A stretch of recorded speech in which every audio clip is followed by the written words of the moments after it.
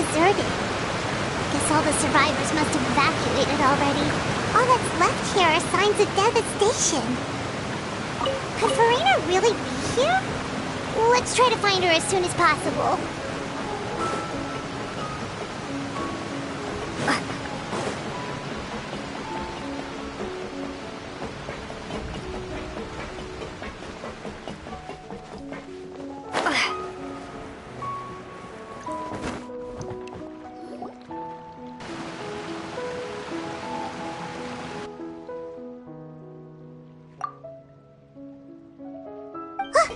That's Furina, right over there. She really...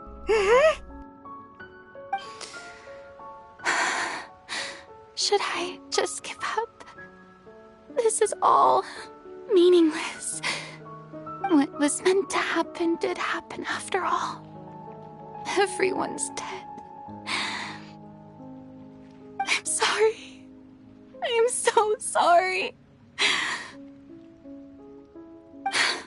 Give up, Furina. There's no point in holding out. I'm sorry. But what can I even do other than to repeat meaningless apologies over and over? Who's that? Don't worry, Furina. It's just us.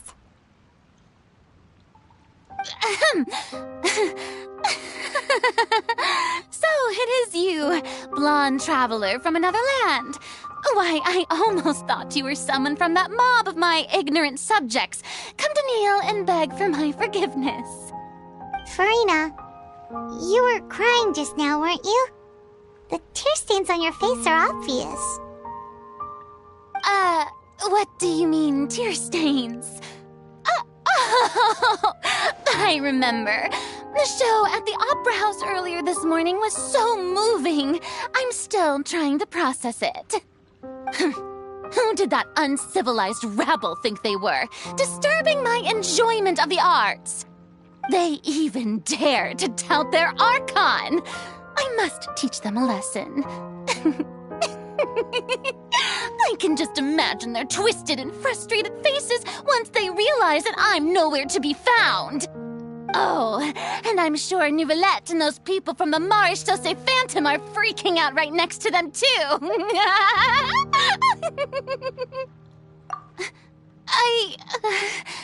Of course not. Hey, there she is! The Hydro Archon's over there! Quick, after her! Furina, those people seem to be after you. They are? They're just some rabid fans who want to cut the line because they haven't been able to meet me in person, aren't they? That's against the rules. I can't let them get their way. Furina just ran off! Quick, we have to catch up with her!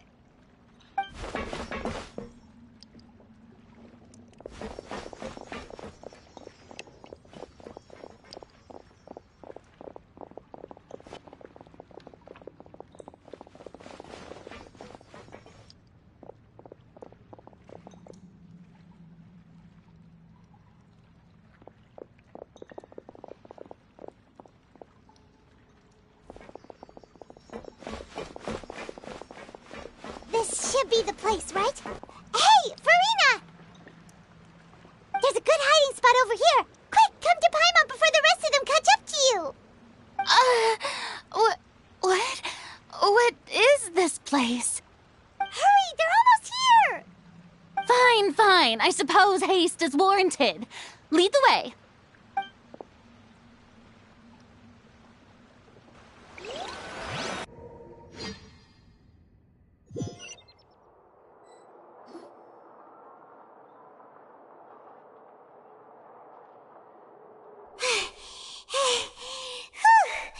Paimon's exhausted.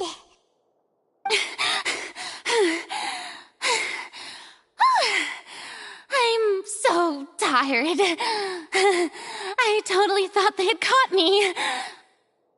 No, I merely gave in to the sheer enthusiasm they displayed. You're right. Yep, that's a good girl.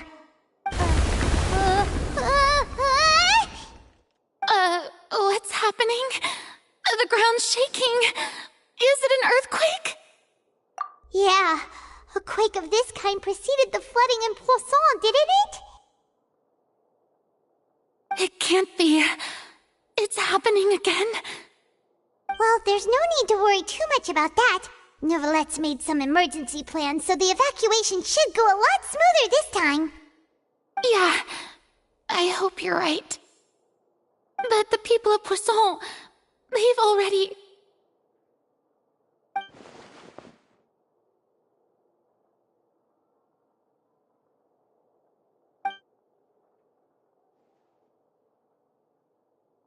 It's true. I've been investigating the prophecy for hundreds of years.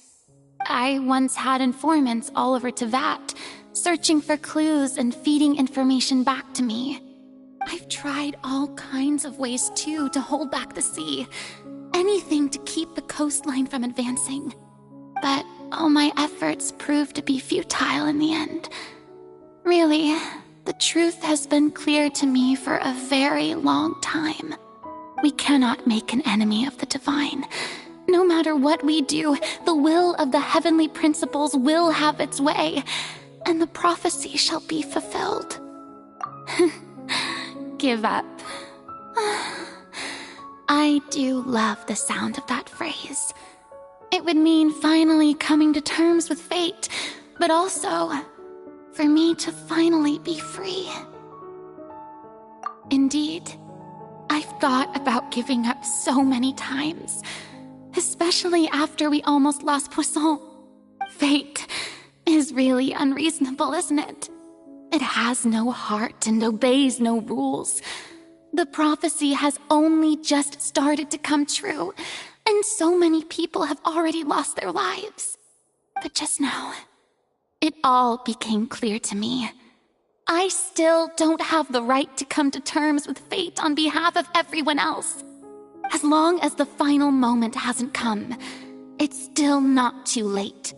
Don't worry. I will keep hope alive for everyone until the very end. Well, that's enough for now. I got the impulse to play the stricken maiden, but honestly, considering my rank and station, that wasn't a good fit at all. Don't take any of what I just said seriously. How could I possibly let Fontaine fall to the whims of trivial prophecy? Come on! Paimon could have sworn you were actually being honest just now.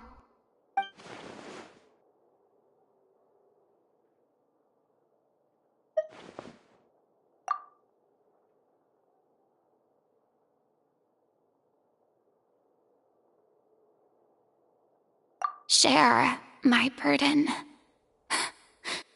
That's impossible. It was fated right from the start that this would be my duty alone.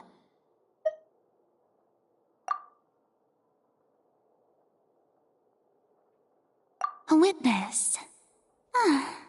Yes, I've heard that you came to Teyvat from beyond the stars, yes. In other words, you never belonged here.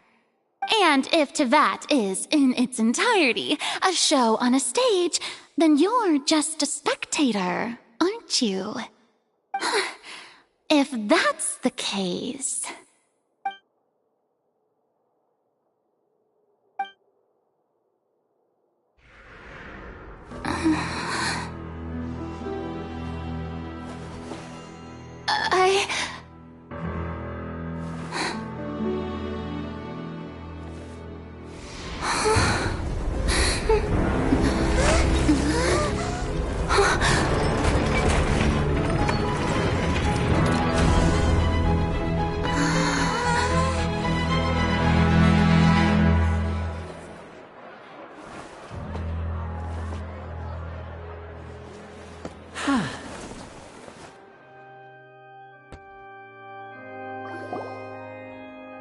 Ladies and gentlemen, this concludes my opening performance.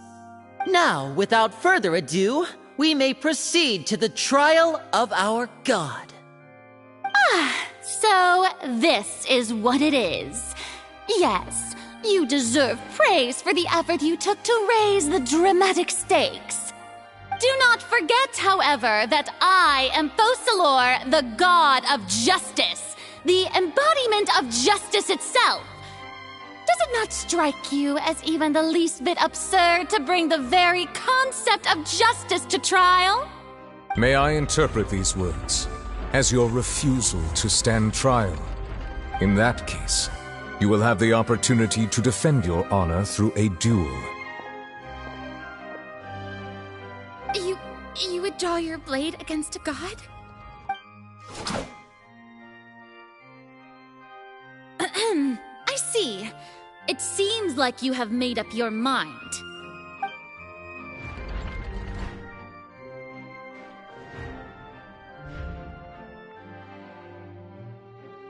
Paimon can't believe it. She just surrendered. What the heck is going on? Did I just see an Archon surrender to a human? Wow, how utterly humiliating. Lady Furina, what is the meaning of this? Shh! It would seem that there has been a misunderstanding. To be clear, the raising of both hands is not always an indication of surrender. Looking for excuses again, huh? I raised my hands just now to indicate my acceptance of the trial. No duel shall be necessary. I will admit that I've been running away for a long time. I'm sorry, everyone. I was unable to protect the people of Poisson. It is my duty to stand trial for my crimes. You are not the only ones to be disappointed in me. I, too, am exceedingly disappointed in myself. But now, it is time for the Hydro Archon to show you her courage and resolve. I, Furina, will use this trial to show the world the true meaning of justice! This time, I will protect you. Applaud and rejoice! One of the most outrageous and fantastical arcs known to the Opera Epiclese is now unfolding before your eyes. Mark my words, this shall be one of the most exhilarating and brilliant shows ever to grace the stage of Fontaine! The trial of the Hydro Archon, Focalors, will now begin! Woohoo! Oh, now we're making history! Why does it feel like Furina just took over the whole thing? Like, come on! Didn't she just get forced to stand trial for her crimes? Also, even though she's still acting super dramatic, she is taking this seriously this time, right? All right, then. Who will be my opponent in this trial? The court asks the prosecutor to please take the stand. Is that so? Very well. Then please speak, witness of Teyvat, my accuser and fated opponent.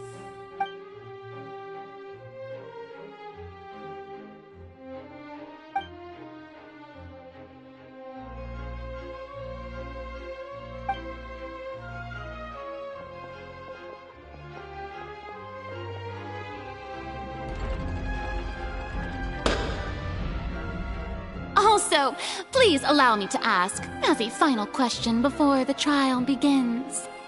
Just how much work did you do to force me onto this stage? Well, we did do a lot of prep after the meeting that day. I can go over the tasks assigned to the Spina di Rosula, since they were rather straightforward and easy. Navia, the president of the Spina di Rosula. Most of the people who participated in the disturbance this morning were my subordinates. They changed into plain clothes and came to the Opera House as regular audience members, waiting for the perfect opportunity to incite insurrection against you. The people's resentment against their Archon has been building as more and more of the prophecy is fulfilled. A spark was all we needed to turn smoldering anger into a flame. Moreover, according to our understanding and analysis of you, when something like that occurred, you would likely flee the scene and head to Poisson by yourself. So, we arranged for a second group to lie in wait there. So, you mean the ones who scoured the settlement for me were also from the Spina?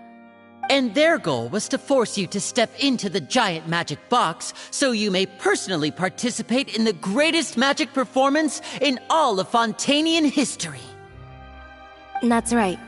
That house was a magic box, rather than someone's residence.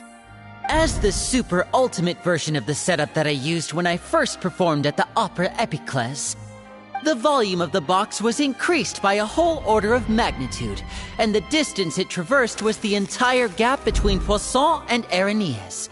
Its cargo, of course, was an Archon instead of a human. My thanks, Furina. Without your help, we could never have pulled off such an extraordinary performance. You're welcome? Of course, this performance was only made possible with Father's support. The House of the Hearth spent a massive amount of labor in Mora to pull this off. We had to select a location, construct the giant magic box, dig a tunnel, and open up a path through the water. It was a lot of work for all of us. So, in other words, the earthquake that we felt within the giant magic box was just a normal tremor from the transportation of the whole house? That's right. It wasn't a sign of another disaster to come. Then, I can guess Nervilette and Cloran's parts. You gathered a crowd, prepared a stage, and made sure that the champion duelist would be immediately ready for a fight. Also that as soon as I appeared on the stage, the trial may commence without a hitch. Am I right? Yes, that is correct. Well, Clorand, I must commend you for your courage. Only the most outstanding champion duelist in all of Fontaine would accept a duel with an Archon without flinching. Thank you. As for you, Traveler, I suppose your role was to keep me distracted with conversation once you found me in Poisson. You'd make sure that I didn't notice anything amiss before revealing yourself as my prosecutor once we'd arrived onto the stage. Oh?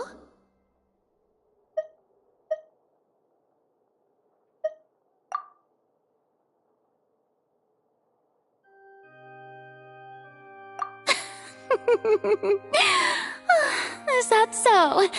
Then I suppose I must have missed my final chance. It's fine. It matters not. What's done is done. The stage is already set, so there's no reason to disappoint the audience. Let's see this trial through to the very end.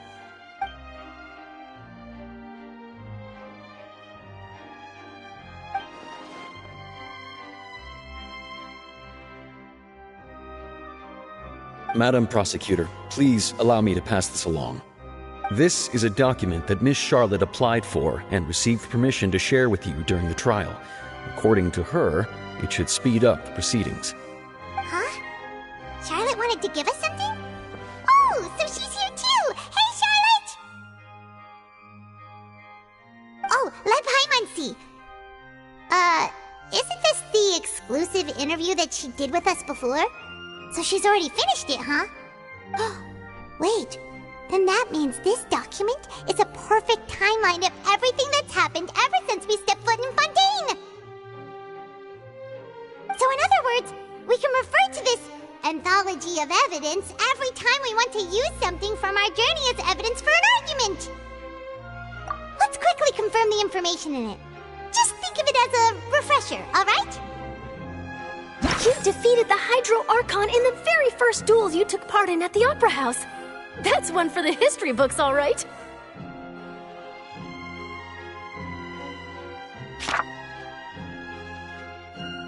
I didn't think that you'd wind up getting to the bottom of the case I've been following all this time. I guess you could also see this as a happy coincidence. This is the first time Monsieur Neuvillette had a difference of opinion with the Oratrice. Even the Hydro Archon can't figure it out. A Fatui Harbinger. She's an extraordinary person. Her instinct must mean something.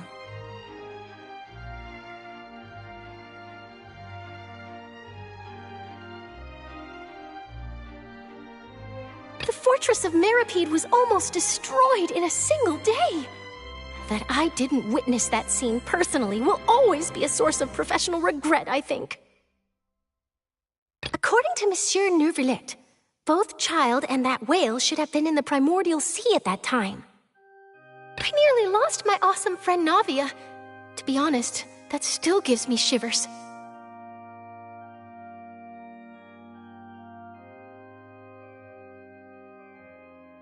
The words of someone as extraordinary as a witch can probably only be truly understood when something surreal happens to you.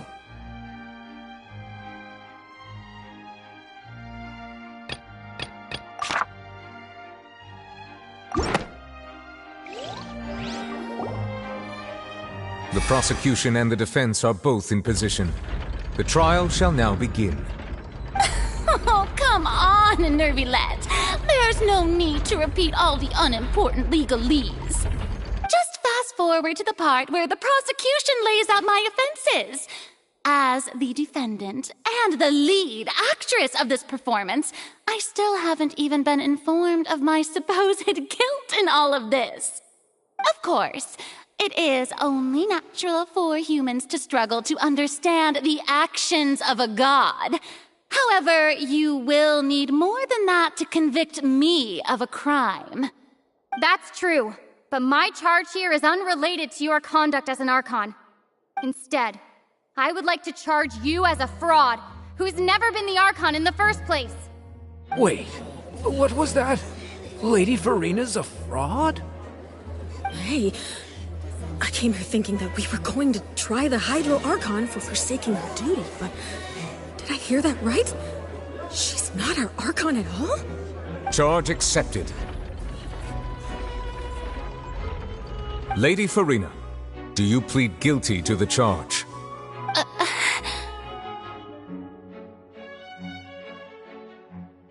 Lady Furina. I plead not guilty. How can I be guilty? There is no way that I, Focalors, otherwise known as Furina de Fontaine, a member of the Seven and the Regina of all waters, kindreds, peoples, and laws of Fontaine, could be anything other than your true Archon.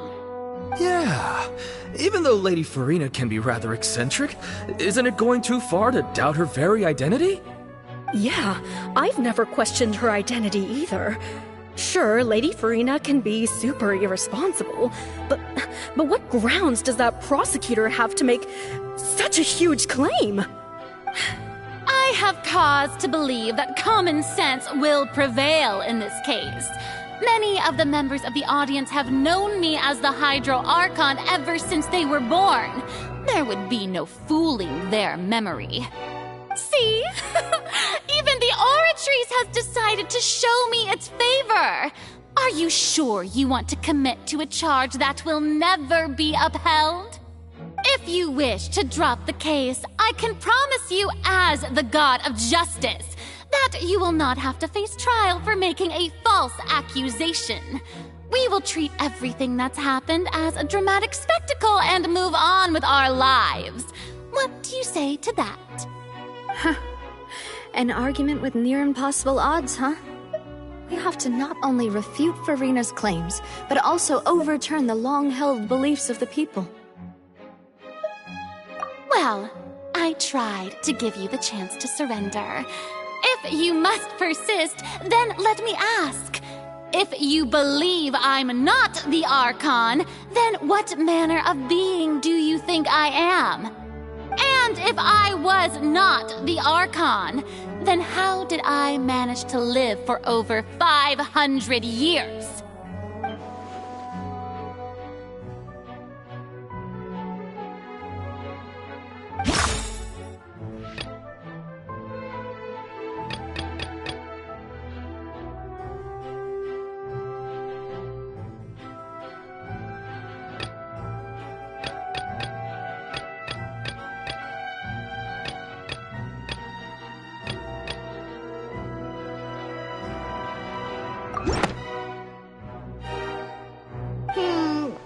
doesn't sound right. First of all, you may be a member of another long-lived race, which would allow you to naturally possess an extended lifespan. And second of all, even if that wasn't the case, there could be other ways to extend your life. Who gave you that idea? Was it the knave? You'd sink so low as to use a harbinger's words against me. A curse? I once thought it possible that the aura of an Archon might naturally resemble a type of curse. But in light of this claim, perhaps what I sensed was not your divinity, but a curse after all. Neuvillette sensed it too, huh? Lady Furina is actually a human?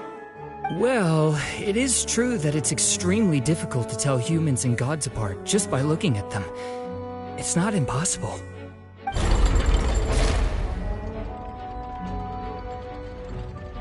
Well, don't start celebrating too early now. Even if I have been carrying a curse like you said, how does that prove that I am merely a human being?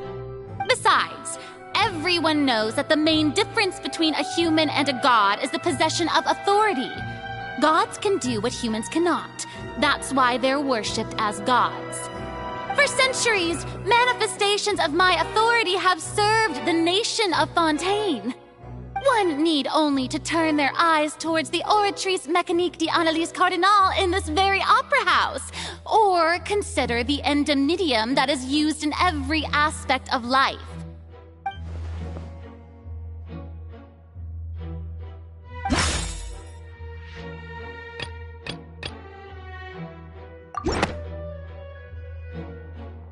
You tried to reference the Oratrice. But weren't you as confused as all the rest of us when the Oratrice declared Childe to be guilty without any proof?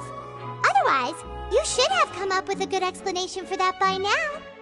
Didn't I make myself clear at the time? The decisions of the gods are naturally difficult for humans to comprehend.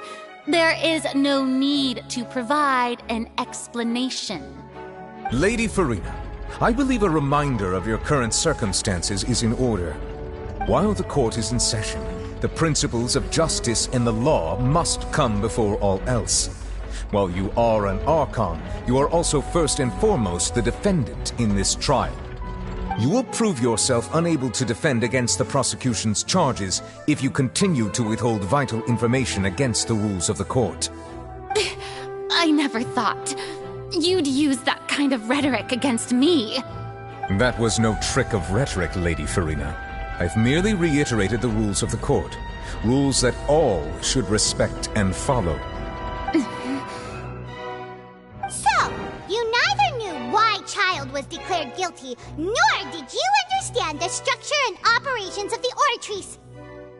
Instead of having been created by you, the manifestations of authority you mentioned have been made by the real Hydro Archon, haven't they? The real Hydro Archon? Well, now you're really losing me. It is true that I did not know why the Oratrice gave out a guilty verdict that day. But the Oratrice handed out that verdict unilaterally, and it has been operating independently ever since it was first created. You can't argue that just because a divine creation is flawed, that the god behind it must also be no god at all. She's still throwing out all kinds of excuses. Seems like she's confident that we won't be able to produce proof that she has no power over the Oratrice. My power as an Archon? There are many ordinary citizens in the audience. How can I just carelessly demonstrate the formidable power of an Archon? If that poses a concern, I'm prepared to extend my protection to the audience. You don't need to go that far.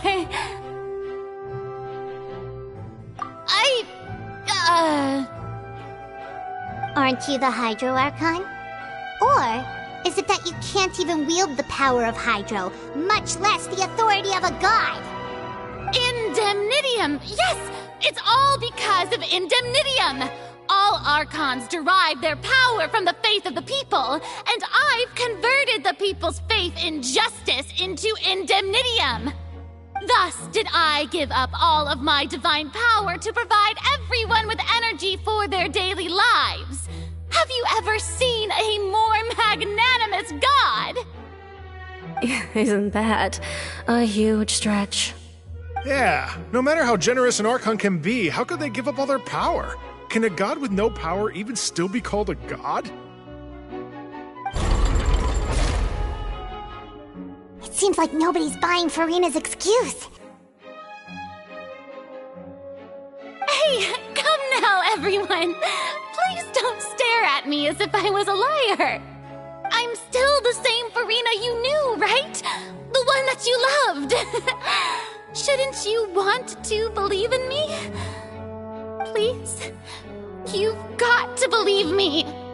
If what the prosecutor said is true, she really has committed a grave offense.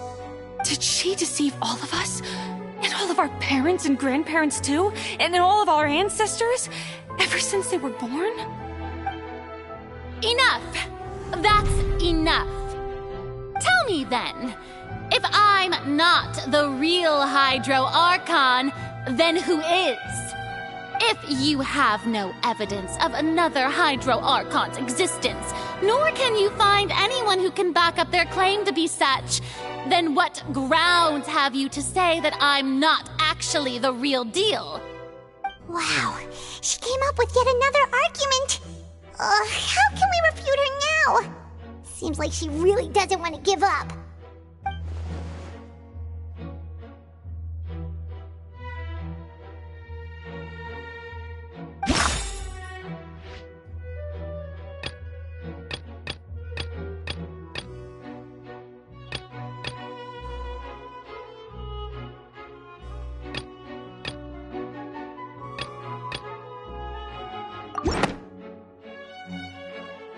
That doesn't sound right.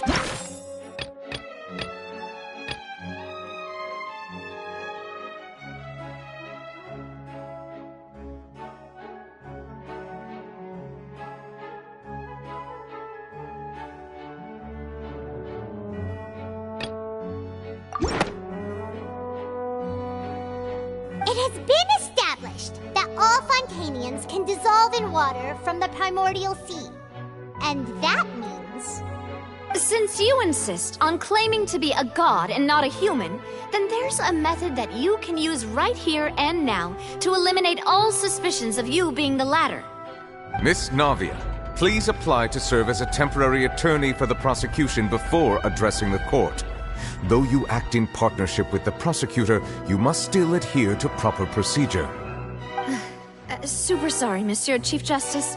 I swear this really will be the last time that I'll speak out of turn. Now, I've brought some seawater from Poisson. As everyone knows, a massive flood struck the area not long ago, taking many lives, including those of some of my closest friends. So, Miss Furina, would you dare to touch some of this seawater? If we are to believe that you are indeed the real Hydro Archon, touching this seawater would have no effect on you. All it should do is strengthen your case. But if you don't dare to touch it, then we would have basically proved the reverse. Oh, and I must remind you that after the disaster at Poisson, nobody wants to see any more people dissolve. I do hope you'll act prudently and choose the simpler path of admitting guilt. Navia from the Spina di Rasula.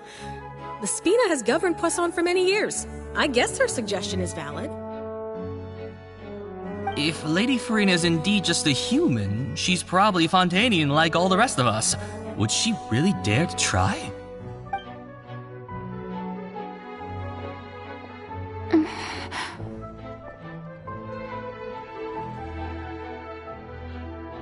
Lady Furina, this test has been unilaterally proposed by the prosecution. As it falls outside the realm of standard court proceedings, you possess the right to decline participation. Well, of course he had to tell her that. But refusing to participate is basically the same as a confession of guilt. She's just staring at the water without saying a single word. It really does seem like she's quite terrified of it. That could only mean... What's going on? Is she really planning to... that's not what we thought she would... Due to the inherent risk of the test, Lady Furina, you may...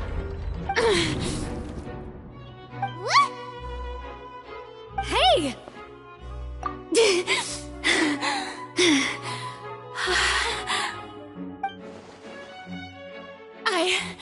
I'm fine! Look at me, everyone! My hand is still here! I haven't been dissolved! Will you believe me now? I really am your Archon! I'm nothing like a normal human who would fall apart as soon as they touch this water! Really? Was this not the most obvious thing in the world? Miss Siegewing? If you're present, Miss Siegewing, please come forward and attend to the defendant. Siegewing? Don't be nervous. It'll just take a few seconds.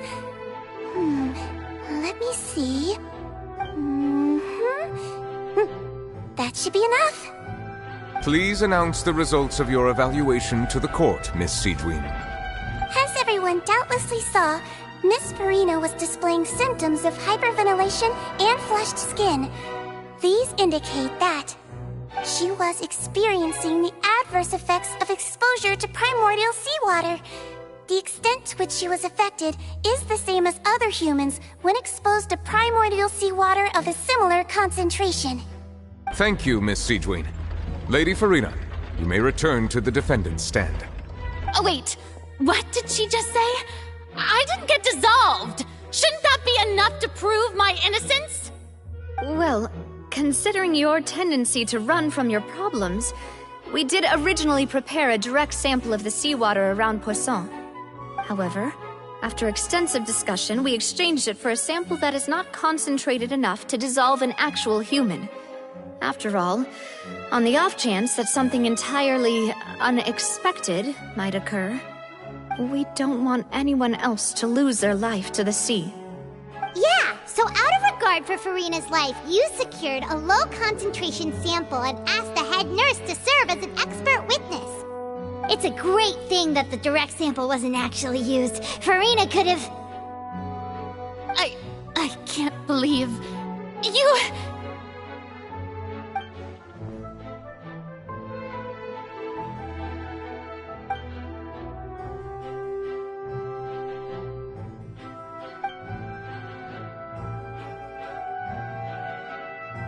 Listen to me, everyone!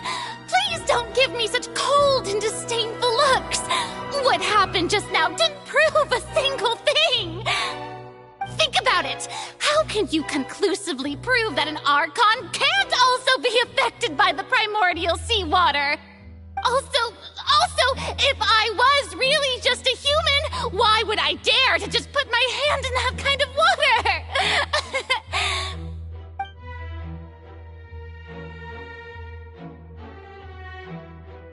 Please, everyone, anyone, just listen to me! I swear, I really am your Archon!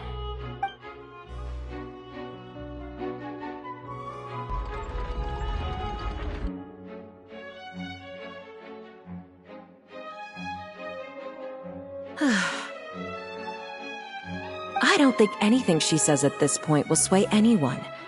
The odds are just too stacked against her now. With all the things that have been said, Paimon doesn't think there's any way left for Furina to win. I believe the time for arguments and presentation of evidence has come to an end. If there are no objections, we will move on to the final judgment.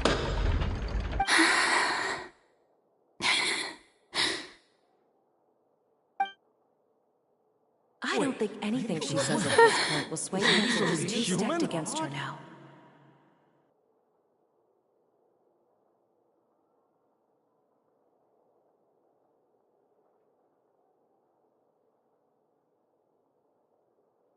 In my capacity as Chief Justice, I shall now render judgment on Furina's misrepresentation of herself as the Archon of Fontaine. As a human who knowingly deceived her fellow citizens, Furina is Guilty.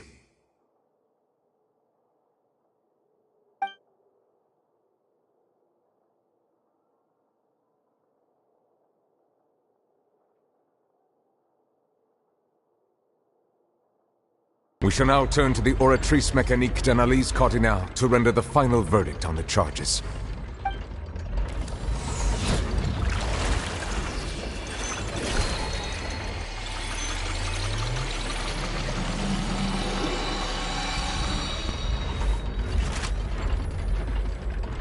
According to the judgment of the Oratrice Mécanique d'Analyse Cardinale, Furina is... Well, what's wrong? What's the Oratrice's verdict? No, the Oratrice also displays a guilty verdict. Isn't that correct then? However, the exact wording of the verdict is thus: the Hydro Archon, guilty, to be punished via the death sentence. The death sentence? That's actually one of the available sentences? I've always thought that it was just a myth. The one and only time the death sentence has been handed out at the court, and it's been given to the very person we've worshipped as the god of justice? What an unexpected twist. Furina's been sentenced to death by the Oratrice? We just wanted to use the trial to show her the seriousness of things so she'd tell us the truth. How did things escalate this quickly? This outcome is indeed quite strange. According to Fontaine's current definitions of justice, as well as its recommendations for criminal sentences, is this sentence really appropriate for the crimes that have been committed? Yeah! Even Vacher wasn't sentenced to death by the Oratrice. You know, the real evil mastermind behind the serial disappearances case. Indeed. Not only is Furina's sentence overly excessive, the very point of our trial today was also to prove that Furina has never been the Hydro Archon in the first place. But now, the Oratrice seems to have deliberately invoked the title of the Hydro Archon. What does this mean?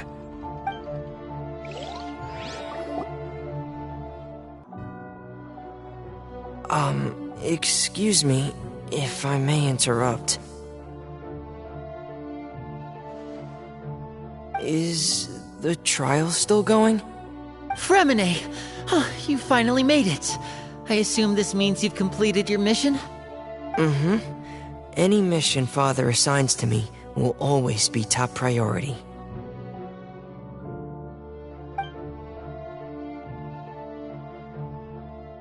Is that the first prophecy slate? Huh. So the knave privately arranged for Freminet to try and find the missing slate. I looked everywhere and finally found it at the bottom of the sea. It took me a long time to get around some dangerous stretches of water. But has the trial already concluded? Then doesn't that mean I've come too late? Thank you for your hard work, Mr. Freminet. Please allow me to review the record left on the slate. Traveler, I believe that you have already seen the other existing slates, and would like you to come here and confirm their contents.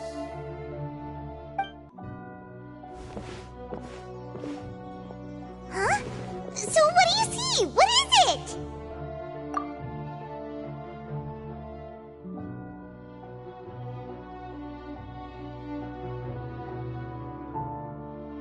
I believe I've now made sense of the Hydro Archon's crime. It has to do with Fontaine's lost history. Huh? Isn't the Hydro Archon just guilty of deceiving her people? Oh, wait, no, that's Furina, and we've already proven that she's not the Hydro Archon. So when you say Hydro Archon, do you mean the real Hydro Archon we've been kinda talking about? In truth, everything that you've encountered in Fontaine up until this point can be traced back to the contents of these stone slates. However, I'm uncertain as to how much sense they currently make to you. Okay, let's try to recall the contents of the other 3 stone slates. Paimon will do her best to help you remember.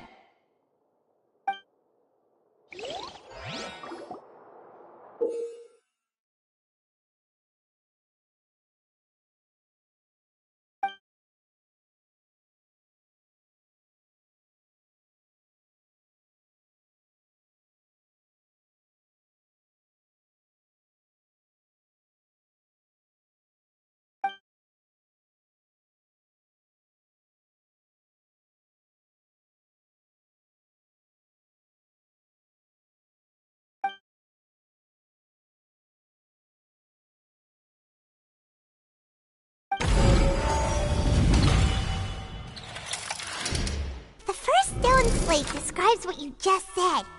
It seems to show the previous Hydro Archon using her divine power, and then the Oceanids turn into humans.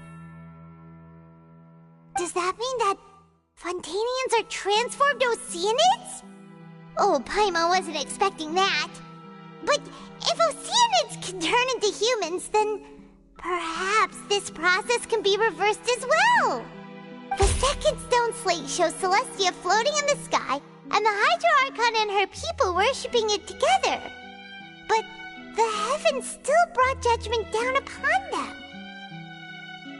This must be the point when the Hydro Archon and the Fontanians were branded with their original sin. Does this mean that the original sin and the Hydro Archon sin are the same thing? The third slate shows the Hydro Archon sinking into the sea surrounded by many people. That reminds Paimon, didn't we also watch that happen to someone else?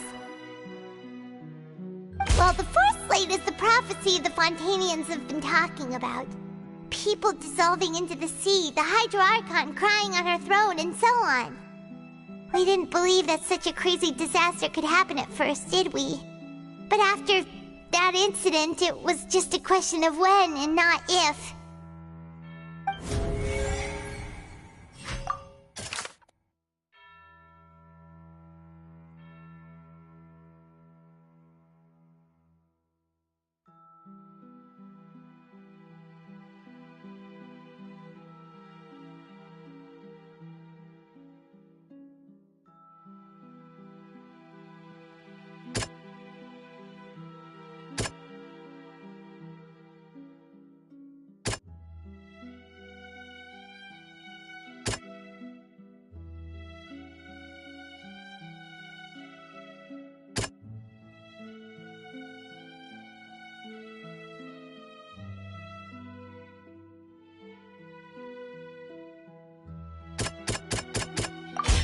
We know from the case of the serial disappearances of young women that Fontanians can be dissolved in primordial seawater. And the first stone slate tells us that long ago, the Hydro Archon used her power to turn Oceanids into humans. This might be the reason that Fontanians can dissolve.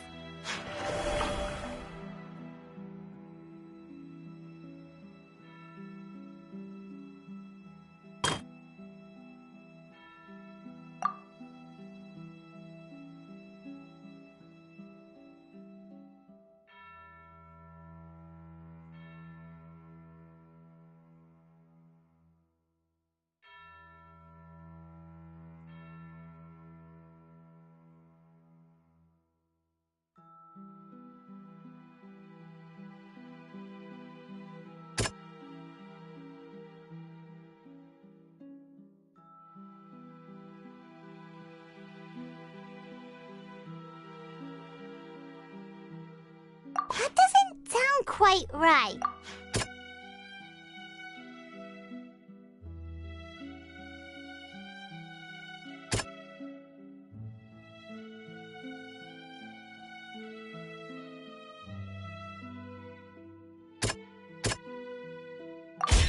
Perhaps what is about to take place has all happened before. The true sin of the Hydro Archon that Neuvillette mentioned, and the original sin cast down on the people of Fontaine by Celestia as recorded on the stone slates.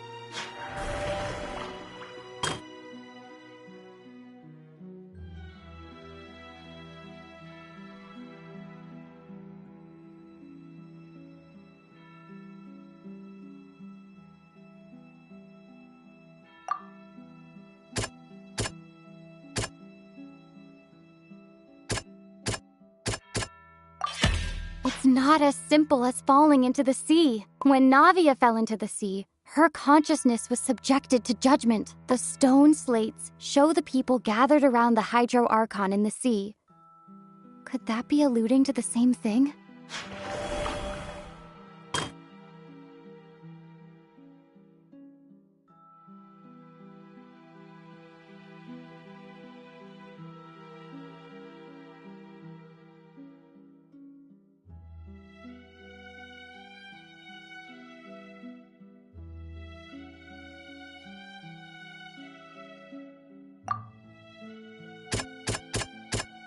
That doesn't sound quite...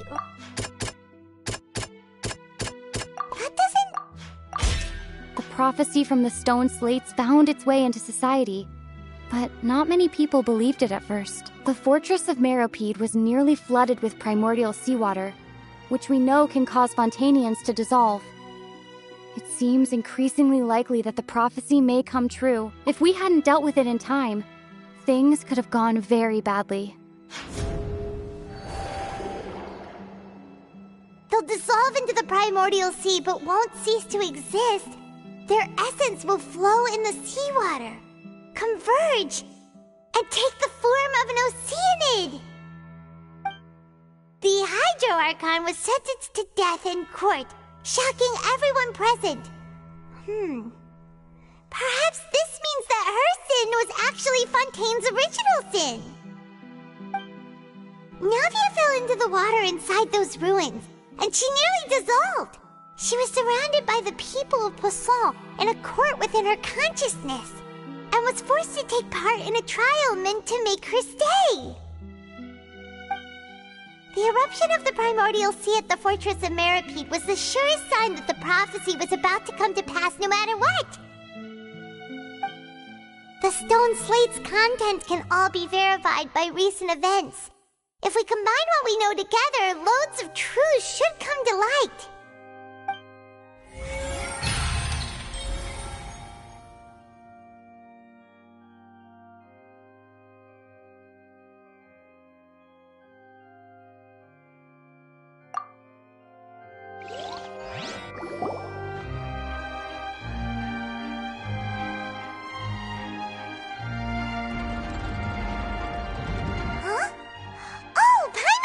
Now, so that's how you can make sense of it. But then it feels like we're going to have to share some truly shocking revelations. Let's hear them. Incredible. Lyney, did you hear that? We're not real humans. All Fontanians were originally created by the late previous Hydro Archon, with Oceanids as their basis.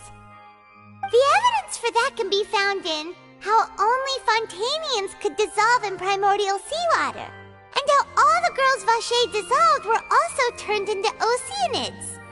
Oh, and according to Navia, when she was about to get dissolved, she also saw everyone gathered around for a trial, all of them in the shape of Oceanids. Indeed. Yeah, and it follows from the content of the first slate that she probably angered Celestia by creating humans without prior permission. That could also explain why the Oratrice judged the Hydro Archon to be guilty. It's to account for that ancient sin. The Hydro Archon's true sin was creating us? And yet, after many hundreds of years, the Hydro Archon's creations have turned around to try to judge the Archon within the Opera Epiclese. The twists of history are often the most unexpected of all. Yeah, isn't the image here just like when Navia fell into the sea? So wouldn't it be trying to show the image of the Hydro Archon also falling into the sea once the prophecy has been fulfilled in the fourth slate? In the end, the people will all be dissolved into the waters, and only the Hydro Archon will remain weeping on her throne. Only then will the sins of the people of Fontaine be washed away. Did Paimon get all that right? You've made some keen deductions. I must say, given how much you still don't know, it is impressive that you've already managed to connect so many pieces of the truth. However, while you were able to decode all the information on the slates, they've also been etched with an additional layer of hidden information using a different power source. When we were at the ruins, I tried to decipher the hidden information recorded in the slates. But since we only had 3 slates at the time, I was unable to come to a full conclusion. Now that the slate collection is complete, I shall make another attempt to decipher the narrative recorded within. If everything goes well, we should finally be informed of the unadulterated truth.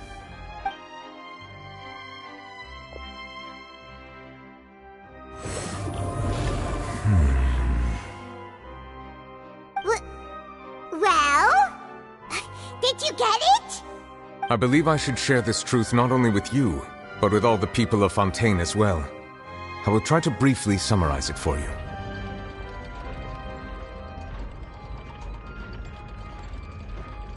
Your hypotheses regarding the origin of Fontainians and the sin of the Hydro Archon were both correct. In the Fontaine of old, the previous Hydro Archon sensed the yearning of her Oceanid familiars for life on land.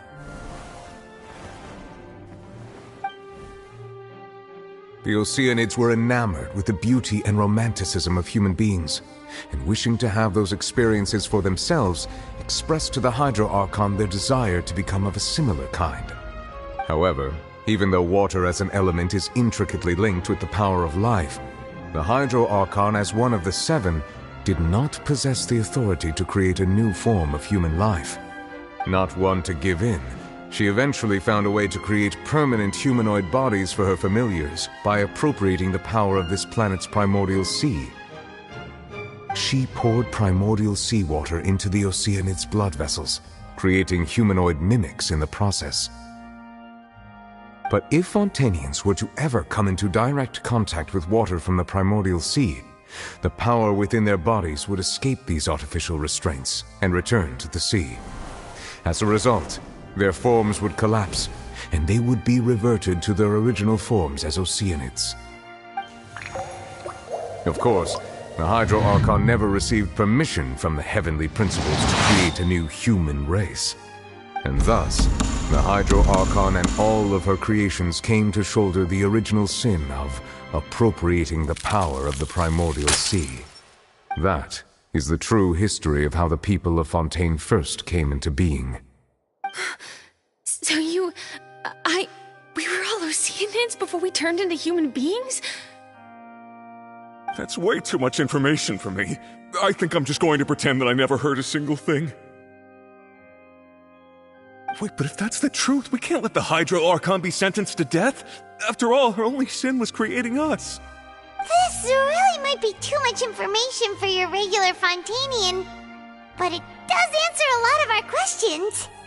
Alas, your hypothesis regarding the 3rd and 4th stone slates was inaccurate. The slates' respective positions are, in fact, correct. A key point of the visual on the 3rd slate is how all the individuals depicted in the water are humans rather than Oceanids.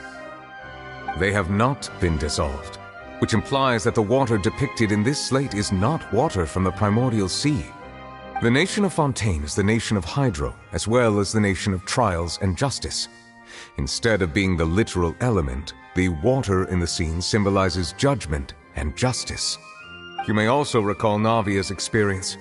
When she fell into the sea, her consciousness was surrounded by that of many others who intended to hold a trial to determine her fate. Therefore, the meaning of the 3rd slate is that the people of Fontaine shall try the Hydro Archon at the Court of Justice. Yes, it refers to our present situation. I think I'm following now. So, what you're saying is, even though we decided to put on this trial to avoid fulfilling the prophecy, in truth, everything we've done has happened exactly as the prophecy foretold. So now, it seems, we're the ones making sure it comes true. What should we do? Huh. No matter what, the prophecy will be fulfilled. Is this what it feels like to be a prisoner of fate? If that's the case, does that mean the scene in the fourth slate will also be fulfilled soon? Traveler, I would like to point out another small fallacy in your deductions. About the fourth slate, you probably thought that the eruption of primordial seawater beneath the fortress of Meripede served as the surest sign that the prophecy was about to come to pass, yes? However, I believe that rather than being a sure sign, that eruption could in fact only be a small warning of something far worse to come. As for the root cause of the catastrophe, I believe you've already encountered it once before.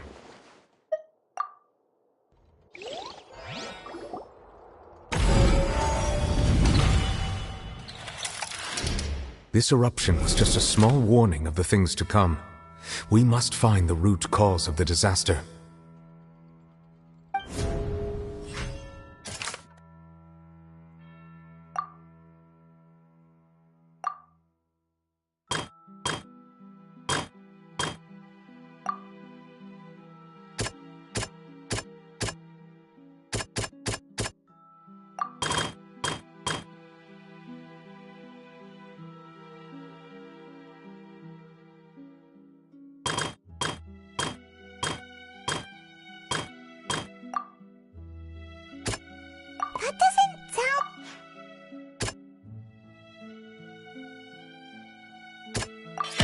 It was both dream and reality. If we're talking about a true culprit, that could only be that thing inside the primordial sea, right? The truth, the original sin, the trial, and the root cause of the disaster.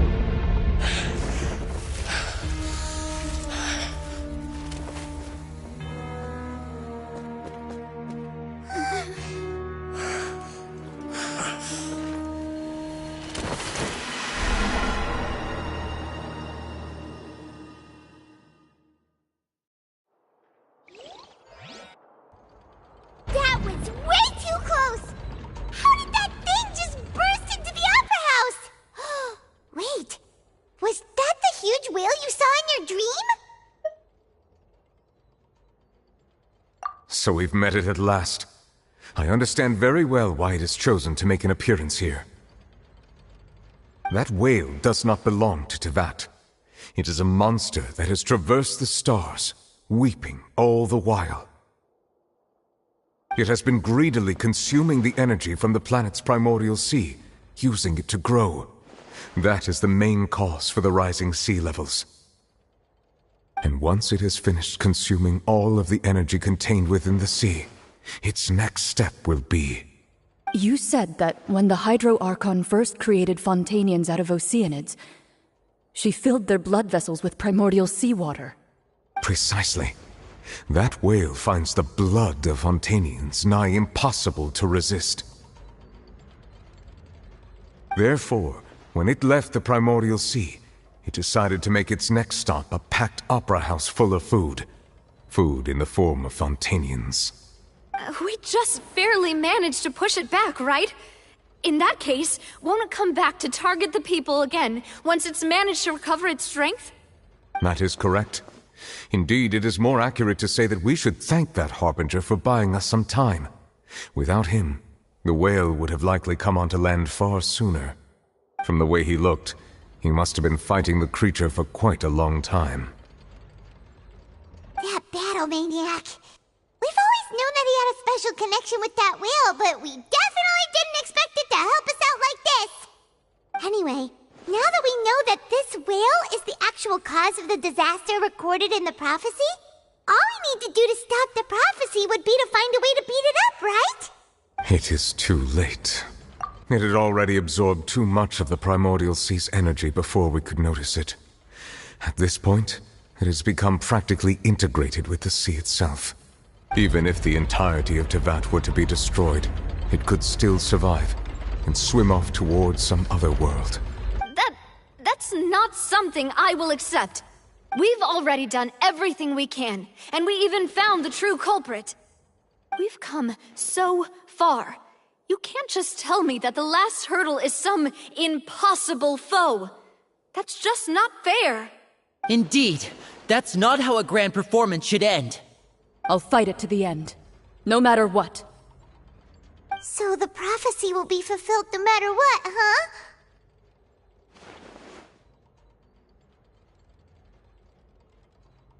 The prophecy.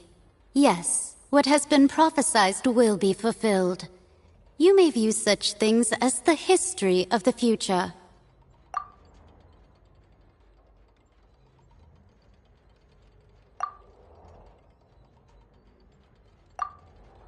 Just as prophecies are usually only the future as seen from the perspectives of the gods, could things be happening in hidden corners where the gods' gaze does not fall? Ultimately, fate shall serve as your only guide, no matter what will happen in Teyvat's future. All you need to do is to play your part.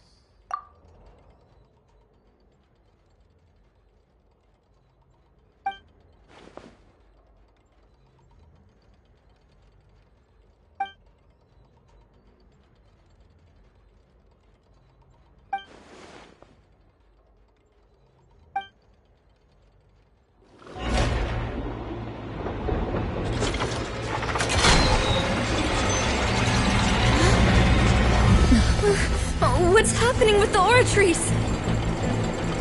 I believe it is preparing to carry out the death sentence.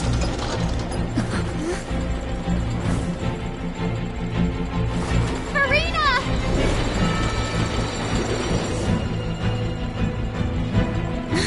No, I still need answers!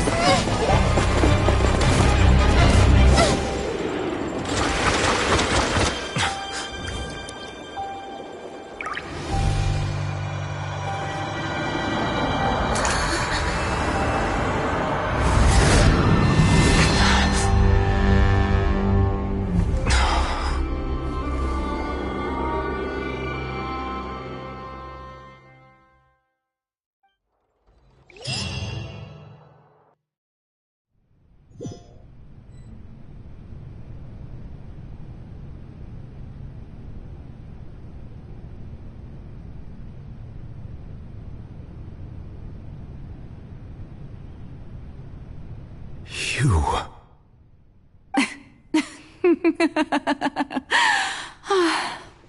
Sorry. That shocked expression on your face is just too amusing. I couldn't help myself. You are not Furina. Who are you? The sweet sound of bewilderment. Marvelous. A sure sign that my attempt to deceive everyone was a resounding success. But to answer your question, I am Focalors. You know, the god. Focalors? Why did you deceive us? Oh, that wasn't my goal, of course. Goodness, no. But I had to fool everyone else too, if I was to stand any chance of deceiving the heavenly principles. Deceiving the heavenly principles? It's all because of that pernicious prophecy. Dreadful, wasn't it? Everyone doomed to dissolve. Fontaine condemned to be flooded. One was not amused. In fact, one was positively bemused when that problem was thrust upon me by my dearest predecessor. That's the former Hydro Archon Egeria, for the uninitiated. It hardly gets more disastrous than a preordained national catastrophe, now does it? She knew full well that the prophecy would surely come to pass. And as one of the seven, she also knew full well that one defies the heavenly principles at one's peril. So yes, as you have no doubt surmised, it was a rather impossible situation that I found myself in. I spent a terribly long time mulling it over, alone on the ocean floor. And I was almost growing barnacles by the time I finally realized there was only one possible solution to this confounding conundrum. I had to outwit the heavenly principles, allow the prophecy to be fulfilled, ostensibly at least, while saving everyone at the same time. I'm a genius, I know. I can only assume that's why Egeria chose me as her successor. Although, looking back now, it was hardly the inheritance one dreams of. Between the task of saving the nation, the quotidian duties of the Hydro Archon, and not to mention the original sin of creating a new race of humans, I dare say she left me quite a colossal mess to clean up. But one can only play the hand one is dealt. I did not choose this, any more than I chose to be one of her Oceanid familiars. So you were also once one of the Oceanids, transformed into a human by Egeria's hand? Yes, I was. I always dreamed of becoming human. And I still do, even now. In my eyes, to be human is to be part of the greatest opera ever known. After becoming a god, I separated my divinity from my body and spirit, leaving behind only a self that was as naive and bewildered as my past self on her first day as a human being. The me you see before you now is that divinity. And the human counterpart I left behind, I named Furina. She could feel joy, sorrow, and everything in between. She could be as vain and conceited, or as meek and vulnerable as she wished. Her strengths were of a kind only a human could possess, as were her shortcomings. But in my eyes, Furina's humanity was what made her perfect. She was perfectly human in every way. The person I always wanted to be. Anyway, so then I cursed her. All part of the plan, of course. The plan to deceive the heavenly principles.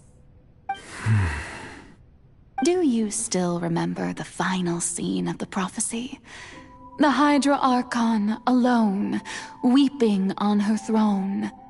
In order that the prophecy might appear fulfilled, I invited Furina to be an actress, to play the part of the Hydro Archon in the prophecy. Under the curse I placed on her, so long as I, Focalor's divinity, continued to exist, she could not die. But nor was she free to live her life in the pursuit of happiness. Instead, she was forced to take the stage in the opera house, to embrace the role of leading lady, to forever play the part of the god from the prophecy, all to create a deceitful appearance of that prophecy coming to pass. I suppose now you probably understand why your court is called the Opera Epiclese. But Furina is only human, isn't she?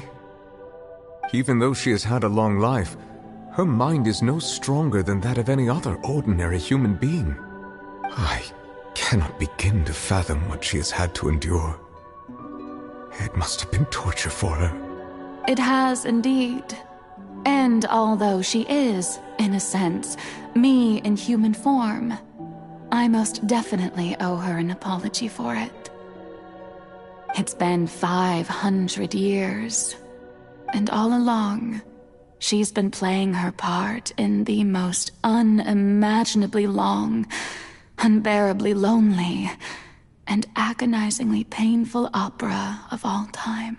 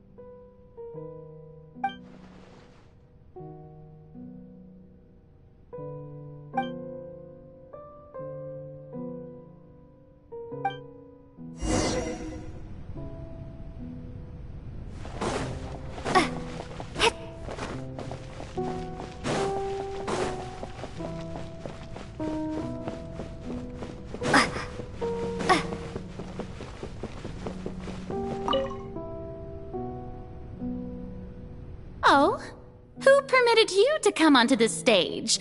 Now, I understand your admiration for my august self, but I must ask you to— All right. It is not my intent to reprimand you. There is no need to state your name. Just be off with you. Do not distract me from my performance. Oh, do not jest. Can you not feel it? I am Focalors. The eyes of countless Fontanians are upon me. I must, at all times, display the utmost elegance and nobility.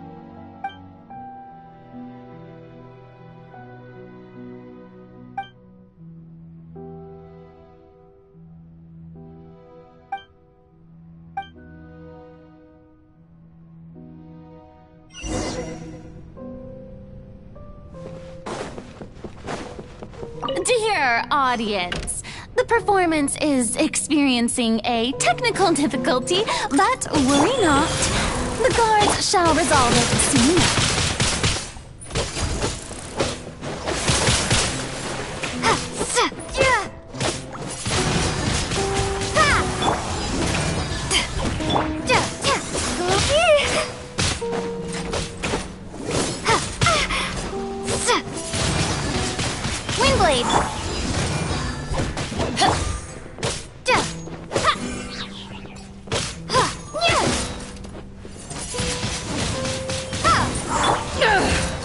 Life goes on.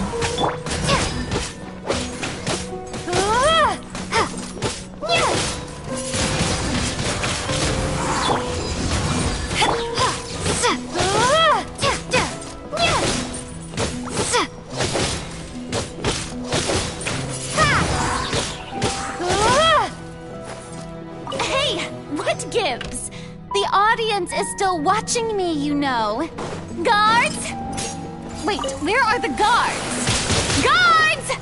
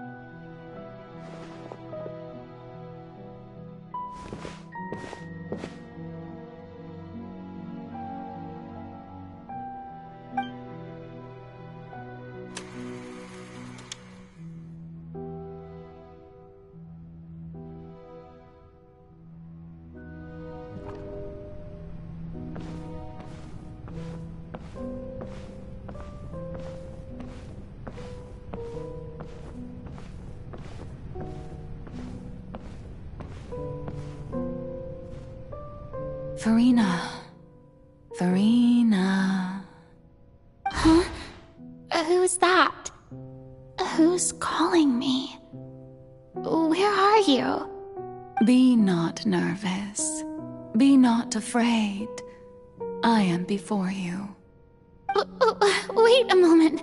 You're near me? How can this be?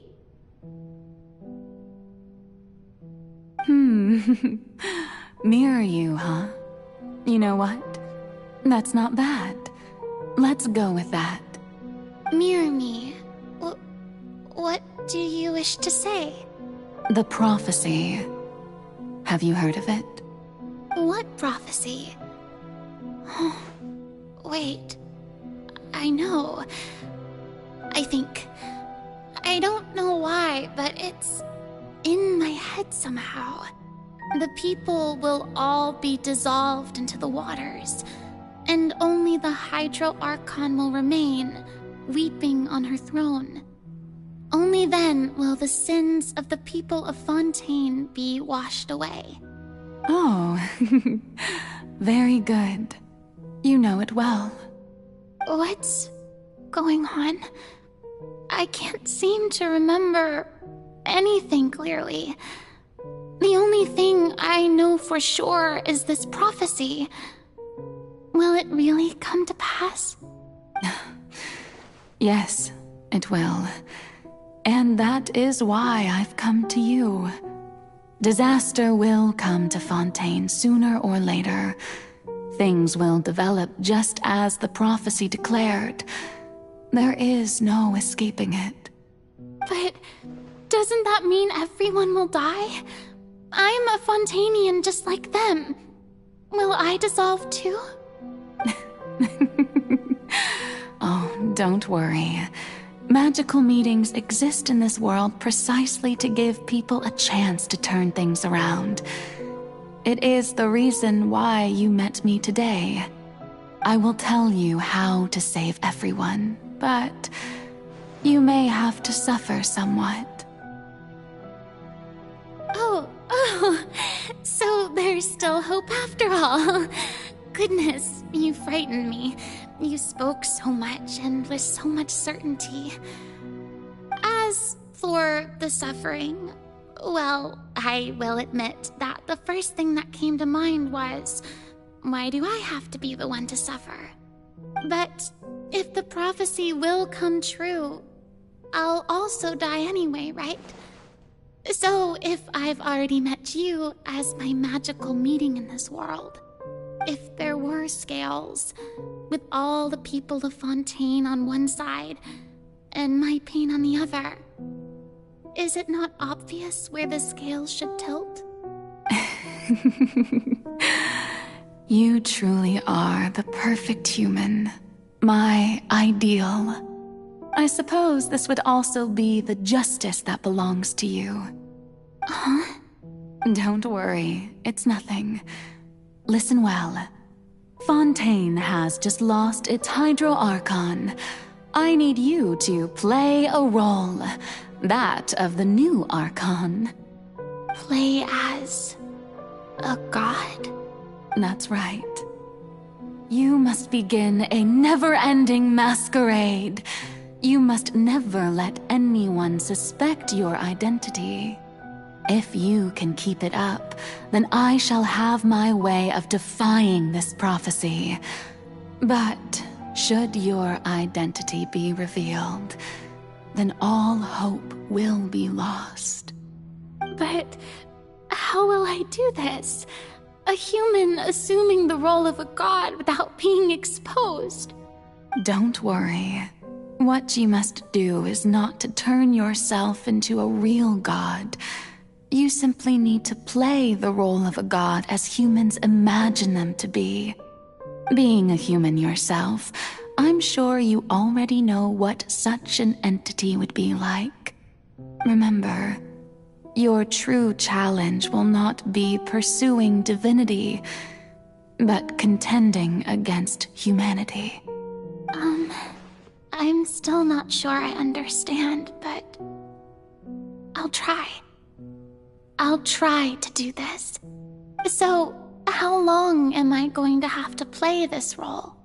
To accomplish this mission, you will have to stay on the stage for many, many years. You will endure and not grow old until your task ends. But I promise you, all will eventually end in a magnificent and dramatic trial, and everyone will be saved. A trial, huh? How exciting. I'll be looking forward to it.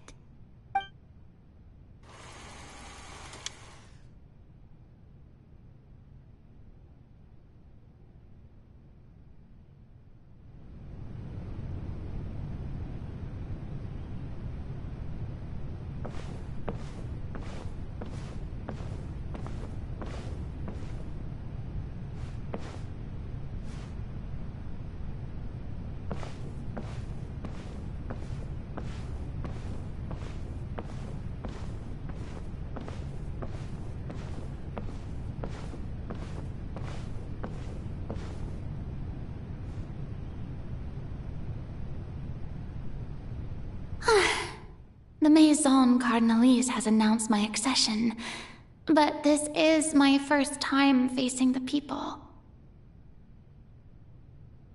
What should I say to most appear like a god? To be honest, I still don't know. Perhaps I should first try to act natural. Ladies and gentlemen, good evening, and welcome to the Opera Epiclese. I'm sure you've all heard about how I have taken on the role of Hydro Archon. Indeed, I am Furina de Fontaine, your new Archon. In truth, I know little about becoming a nation's new god, but it will be my honor to guide you all. As the god Focalors, the god of justice, I shall do all within my power to lead you into an age of fairness and justice.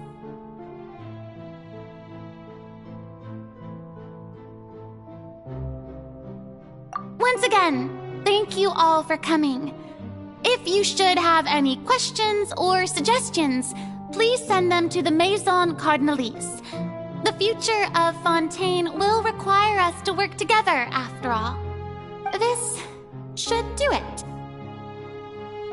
I thought I might stammer, but thankfully, I was able to convey my thoughts just fine.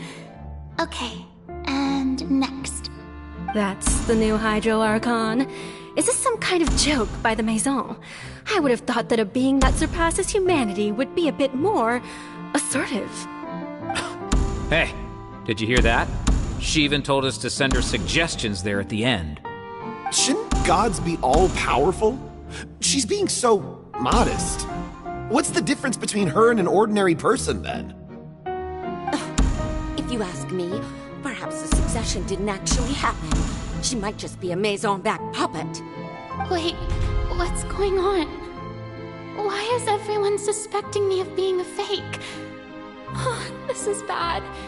If I get exposed here, there'll be no saving the people from the prophecy. Right. Myrmie said that I just need to play the role of a god as humans imagine them to be. Calm down, Furina. Think. What do the people want? How would they imagine a god to speak and act? Assertive, with a strong sense of presence. One who can dispel all doubt. That is the character I'm fated to play.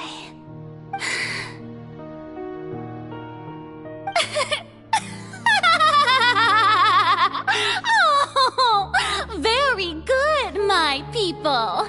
Only ones such as you are deserving of my rule. Now, I was wondering if some weak puppet were to one day come onto the stage and claim ownership of this opera house, would the children of Fontaine follow them?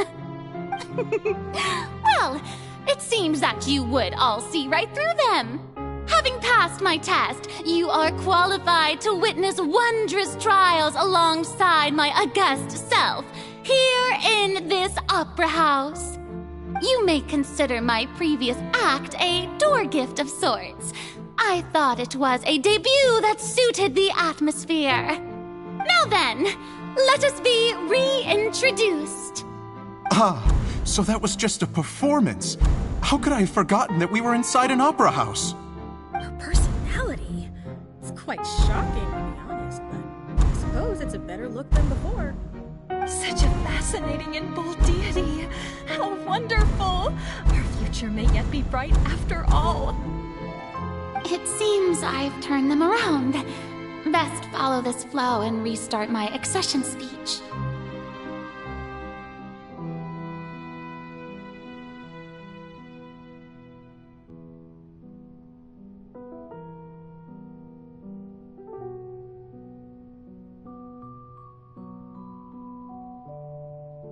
My dear people, whether you acknowledge me or not, whether you trust me or nay, I say to you, keep faith in your ardor for justice. We have heard it said that this nation's sins can no longer be washed away. Well, I say that justice is most fragrant when it blooms amid sin.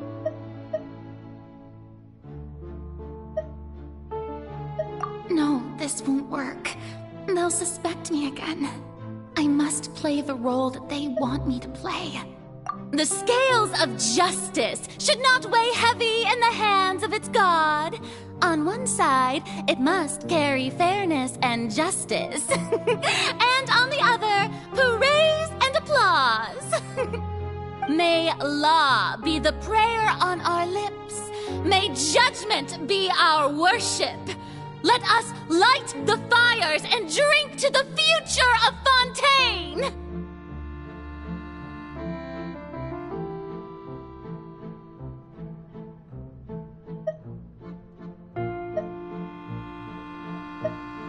There is no trouble in this world that justice cannot solve.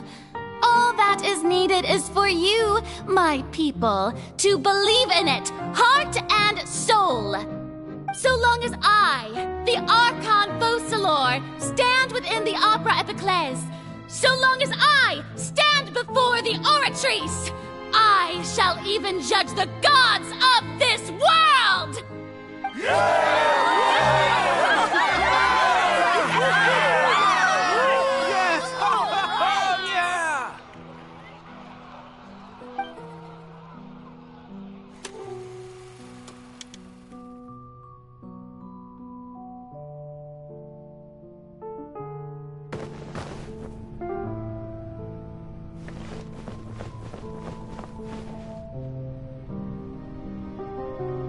Lady Furina, here are today's case reports, as well as a summary of the follow-up for your perusal. Come now, was I not just at the Opera House in person? Leave these kinds of things to Neuvillette. Besides, none of these trials were the one that I'm looking forward to the most. If I may be so impertinent, what kind of trial are you truly looking forward to? A magnificent, dramatic, and wondrous trial.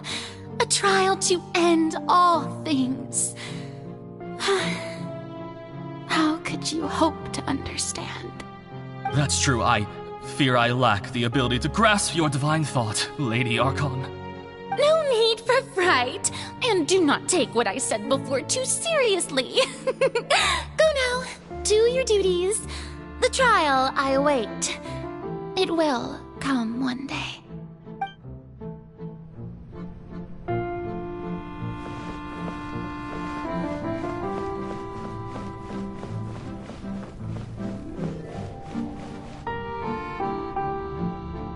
Lady Furina, I don't know what to say.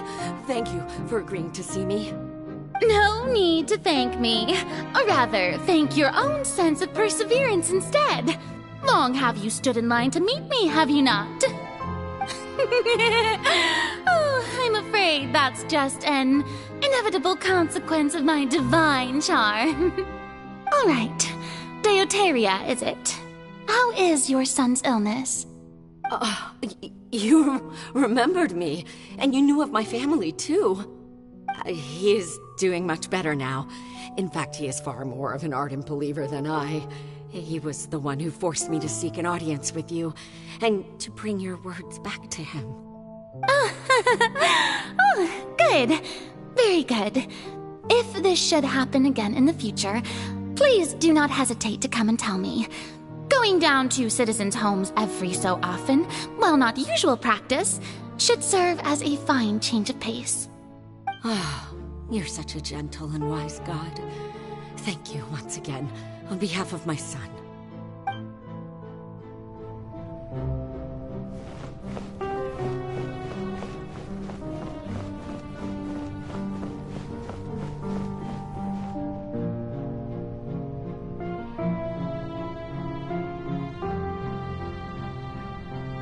Lady Furina, here are the latest hydrological reports. As for the specific parameters you asked to take note of, I'm afraid things still don't look good. I see. It's as I thought then. As your god, I did already expect this, but I wanted to see how far your human wisdom would allow you to analyze it. All manner of signs indicate that the prophecy will still come to pass. Forget it. That's not something you need to worry about right now. Well, as I understand it, the Fontaine Research Institute is also trying to find a way to counter the rising water levels. Really? Have they found anything? I'm afraid that they haven't found any effective solution thus far. Oh, is that so? Well, no wonder. This issue has reached the realm of the gods, after all. Still, their spirit is praiseworthy.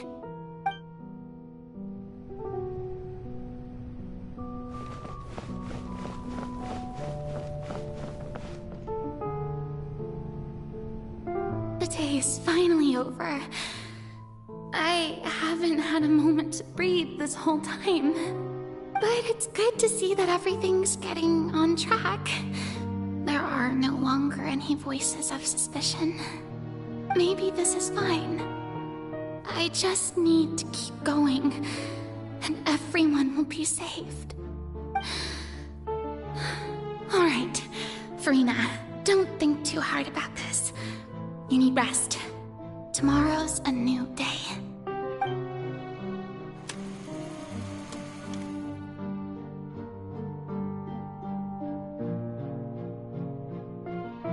Lady Furina, here are the new trial reports for the latest cases, as well as a summary of the follow-up. There'll be no need for that. I've seen them already. There's no need to go back over scenes I've witnessed in person before. Lady Furina, I've waited so long for this chance to see you in this manner. Indeed, my dear, loyal citizen. This joyous moment is an honor for us both. Lady Furina, we're detecting significant hydrological anomalies near Poisson. Understood. Keep monitoring. Keep me informed should anything come up at the Institute.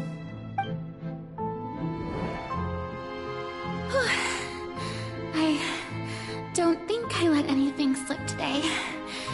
I must show the people that there is nothing to worry about. I just don't know when these days will end. I feel utterly exhausted.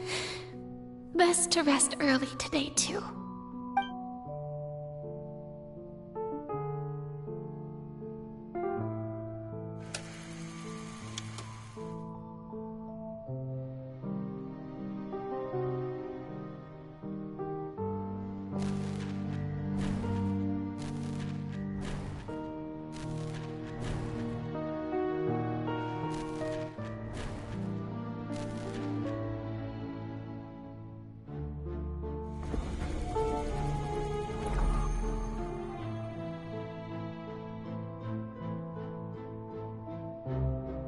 Lady Furina, it's like a dream being able to speak with you up close like this.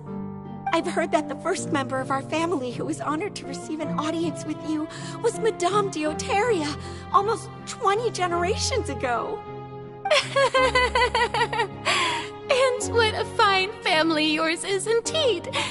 It brings me great joy to meet such a faithful believer, a descendant of a line most ardent. Surely you exaggerate, Lady Farina. My lady? What is it, good citizen? Are you crying? Oh, really now? I didn't even notice. This must be the overflow of hydro from my person. Well, can't quite help being the god whose dominion is the waters, can I? No wonder. No wonder. A manifestation of your power, then. Oh, Archon, I am honored to have witnessed it. Honored indeed.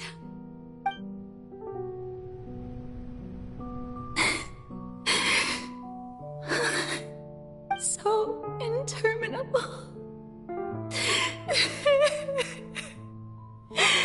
So lonely. Just how much longer? Hundreds of years must have passed by now. Perhaps the show must go on for hundreds more. I never imagined that it would hurt so much. Have I reached my limit? No. Perhaps I reached it long ago. Today I didn't even notice my own tears. I want to tell someone, anyone, about this. But would that not destroy all I've done so far? I've conducted so many investigations across the centuries. But there's not even a sliver of hope that we might break the prophecy. All I can do is keep heart. I must maintain this act. It is the only way to save Fontaine. Please, mirror me. You have to succeed.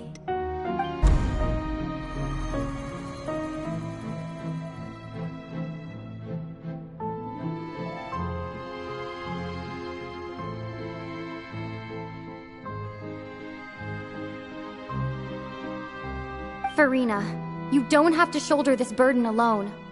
Although I don't know what you might be keeping from everyone, your people are more than willing to share your burden with you.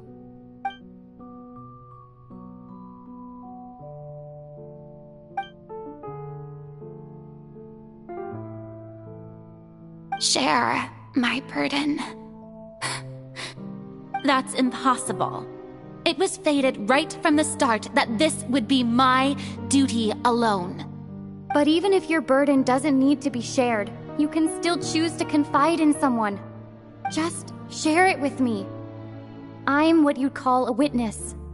A witness?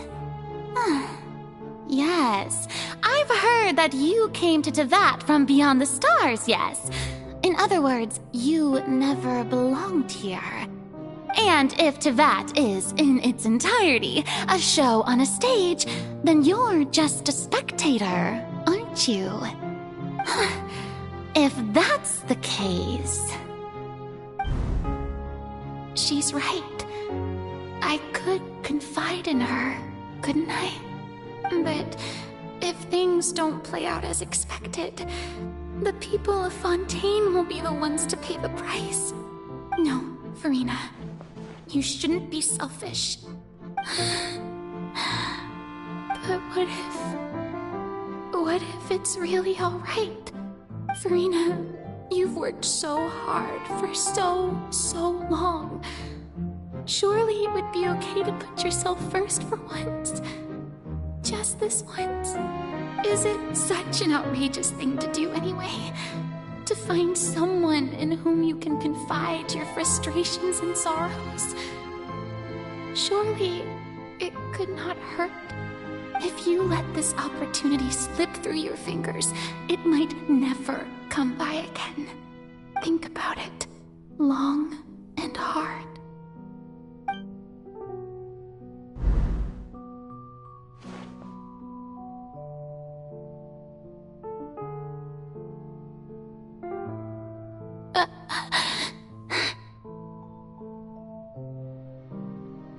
No, I have nothing to say. I am Furina, the Archon of Fontaine. Everything will surely get better. All you need to do, dear spectator, is to witness my performance until the curtains fall.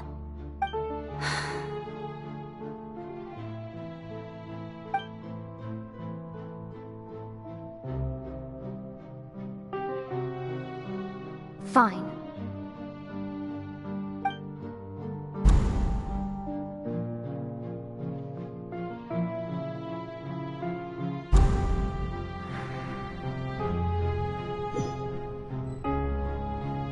So even Furina doesn't know the truth? You've never once let her in on the full plan? Yes, it had to be done. To deceive the heavenly principles, you must first deceive yourself. She did very well. If she had let her resolve falter even once in these 5 centuries, Fontaine would have been doomed to the most tragic fate. It seems that trusting humanity was the right decision after all. I believe that I understand how your deception works, but that is only half the truth, is it not? How would you build on this foundation to save the people of Fontaine? That is the most important thing. Ah, good. Of course, the Iudex of Fontaine has pinpointed the crux of the issue. I'm sure you've long sensed that the Oratrice is no simple machine, yes? I've always suspected that it had its own consciousness, and Lenny did mention that he heard a human voice within the core chamber. It now seems that that person was you, hidden within the machine all along. Am I right? And then I became one with the Oratrice, taking Fontaine's gnosis with me. Yes, it would seem so, wouldn't it? Alas, your understanding of this device still lacks sufficient depth. In truth, it is no enactor of justice. It is, in fact, a device created to kill the god of justice. I beg your pardon? Oh, you have it. And to be more precise, not only will the Oratrice take down the god of justice, it will also take down the divine throne upon which she has been placed. I mean, did you think I would be the sort to enjoy peaceful repose while Furina suffered? My work over these last 500 years has been to constantly accumulate indemnitium within the Oratrice. But really, some have already discovered that only a small fraction of the energy generated by the device was ever used to provide power to Fontaine. The vast majority had to be, accumulated to enact this death sentence. It was all a part of your plan, then? Both the trial and the sentence? Indeed. This power, accrued over 5 centuries, could have sustained Fontainians for millennia had it only been used for that purpose. Almost all of it has now been stored within the Oratrice. But only power of this magnitude could hope to destroy the Hydro Archon's divine throne, shaking the rules established by Celestia and breaking through the institution that is the Seven. So the Oratrice's call for death was for neither Furina nor Focalors, but for the Hydro Archon. The destruction of that divine throne. If I do not misunderstand your intent, you must be... returning what's rightfully yours to you, of course. In other words, this was all done to return the authority of the Hydro Archon to the Hydro Dragon of this planet. But...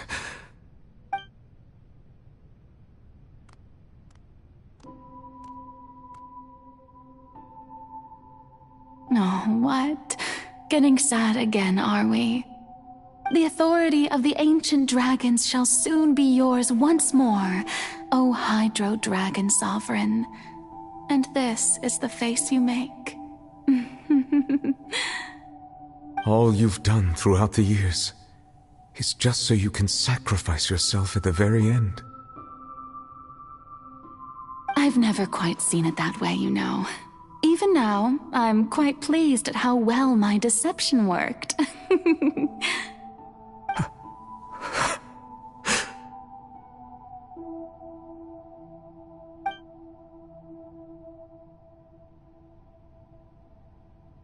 Hydro Dragon, don't cry.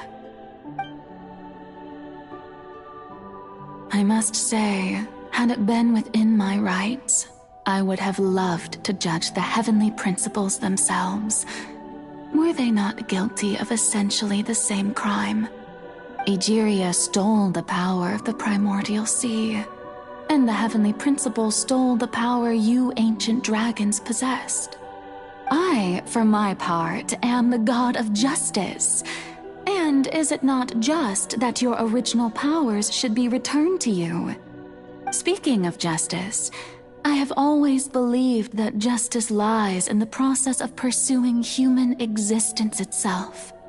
So, if the theft of the primordial sea's might was Fontaine's original sin, then, leaving matters of procedural right and wrong aside, the descent of the Fontainians as humans and their right to exist in this world would be Fontaine's original justice. In other words, existence was Egeria's justice, and to me, justice is the continuation of that existence. Defying the prophecy and ensuring that Fontaine's people shall live on, that should be the justice enthroned over all others. At this point, we, whether it be myself or all other Fontainians, have shouldered the burden of this sin for far too long. Iudex Neuvillette, the highest judge in our land, when you regain your full power as an elemental sovereign, what verdict shall you pass upon us? So when I was invited to the court of Fontaine to serve as Iudex, I see now that that was your idea too. At last, I now understand the true purpose behind this position. In the beginning, I was uninterested in human existence. But these 5 centuries of living alongside them have gradually brought about mutual understanding between us. And I have even attempted to feel as they feel. You are a devious one, Focalors. Things being as they are, surely you know that I could never declare them to be guilty.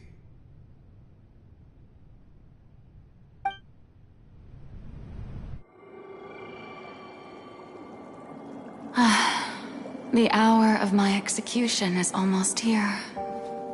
For the sinner, the curtain call has come.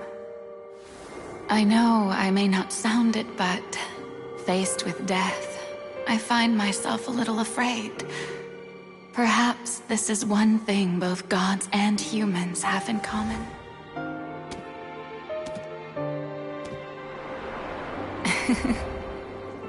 Farewell, Neuvillette. I hope you've enjoyed the part you played these 500 years.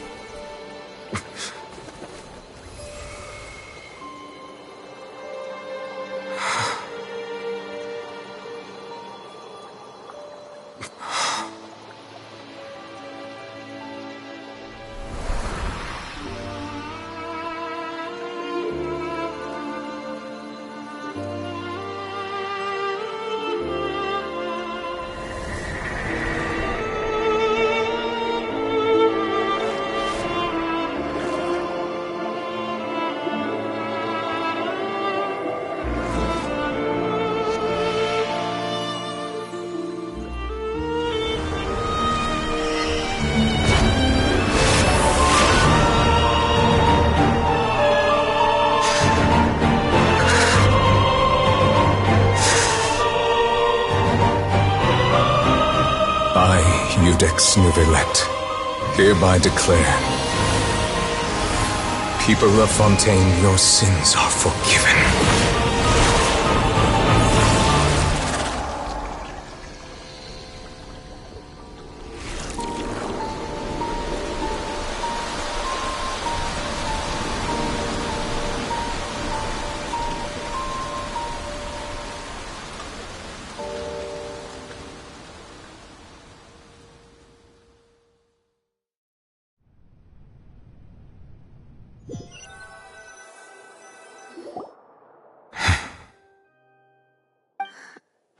What just happened?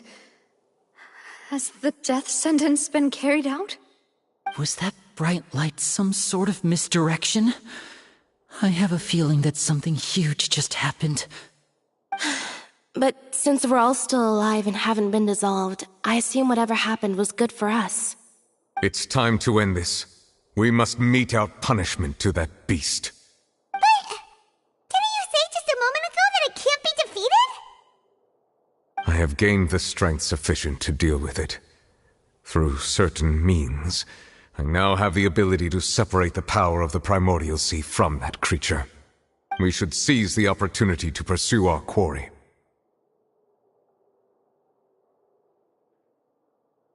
Traveler, now that the oratories can no longer function, I require an executor to help me mete out justice, the root of the calamities befalling Fontaine, the beast that enacts the prophecy.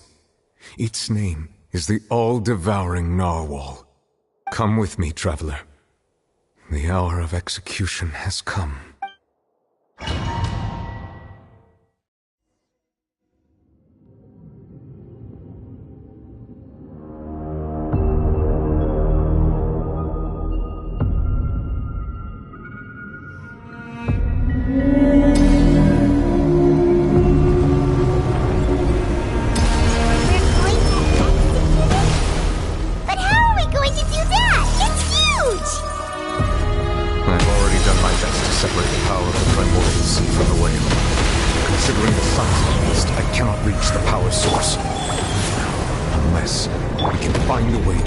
From within. We shall share a part of the ancient dragon's power with you.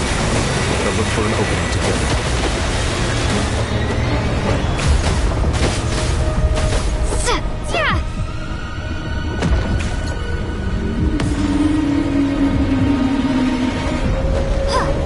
I can feel its sorrow turning into hostility.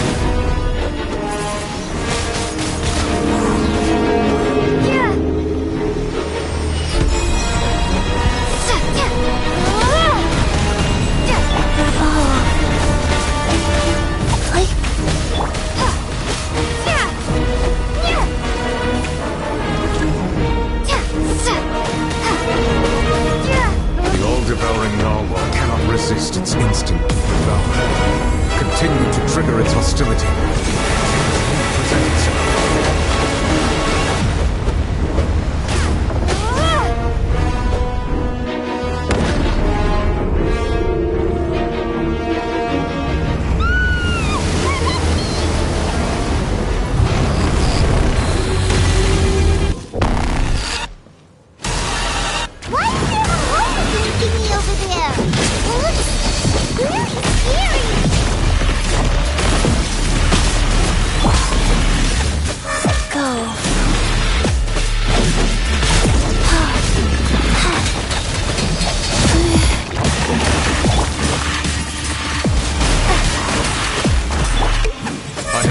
You my protection. Do not flee. Seize the moment and use my power to suppress its root from within.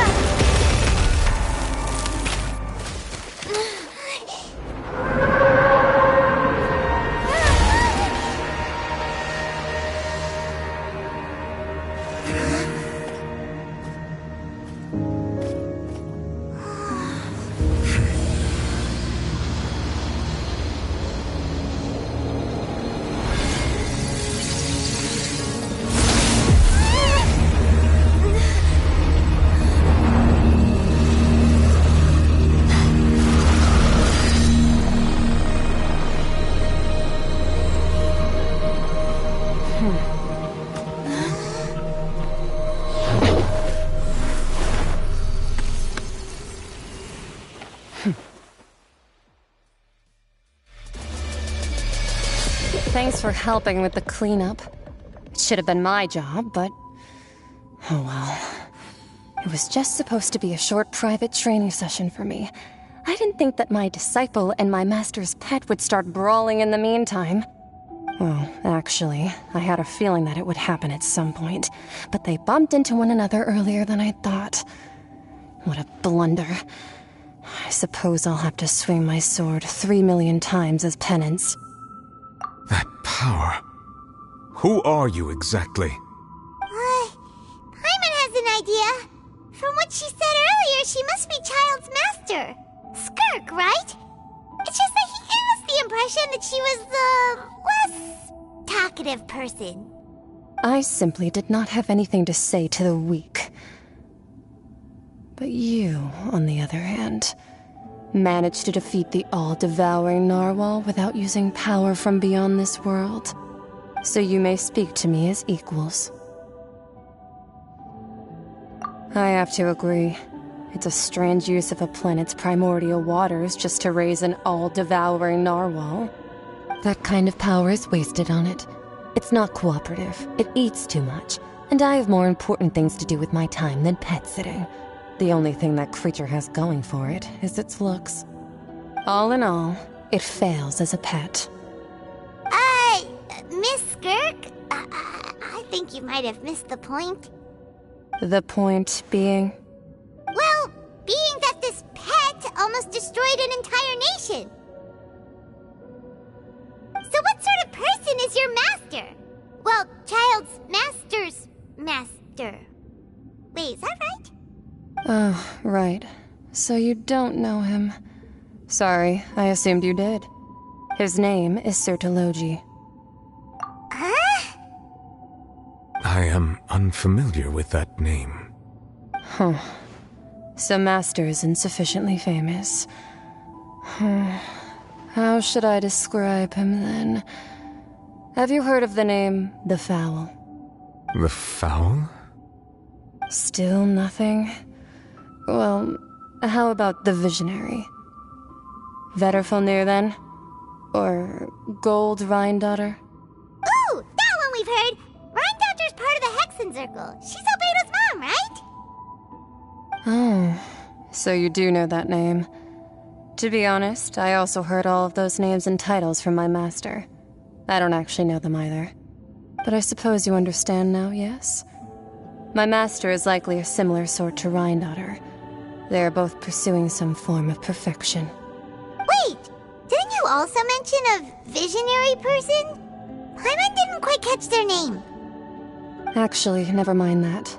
I believe it expedient to inform you that the all-devouring narwhal used up nearly all its strength fighting you. Such roiling hydro energies will prove difficult for the planet's deep seas to digest. As such, the Fontaine back on the surface has most likely been thrown into chaos. In other words, the prophecy that you've been fretting over should now be in full swing. What?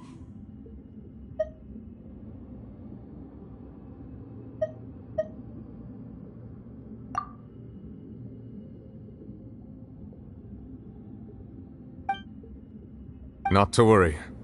Focalor has already managed to deceive the heavenly principles.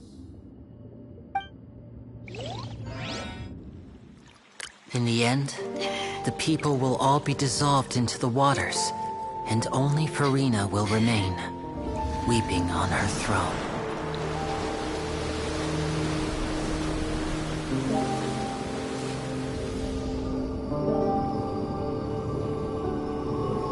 Only then will the sins of the people of Fontaine be washed away.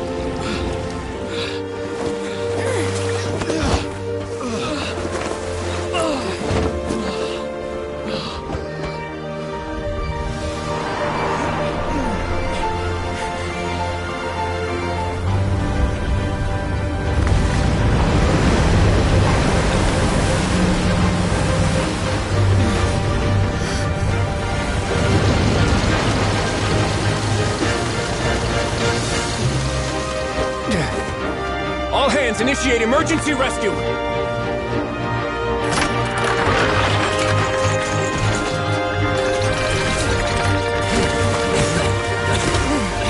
Hurry!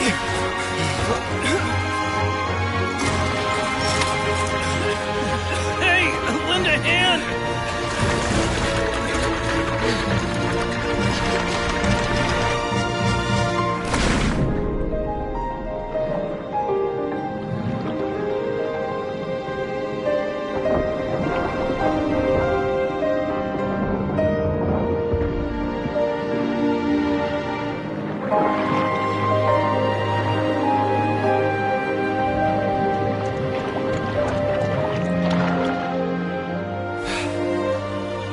Look! The water's receding!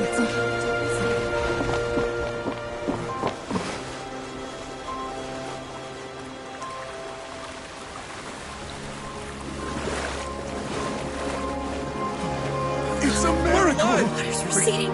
We didn't dissolve. The prophecy was wrong. The prophecy was wrong.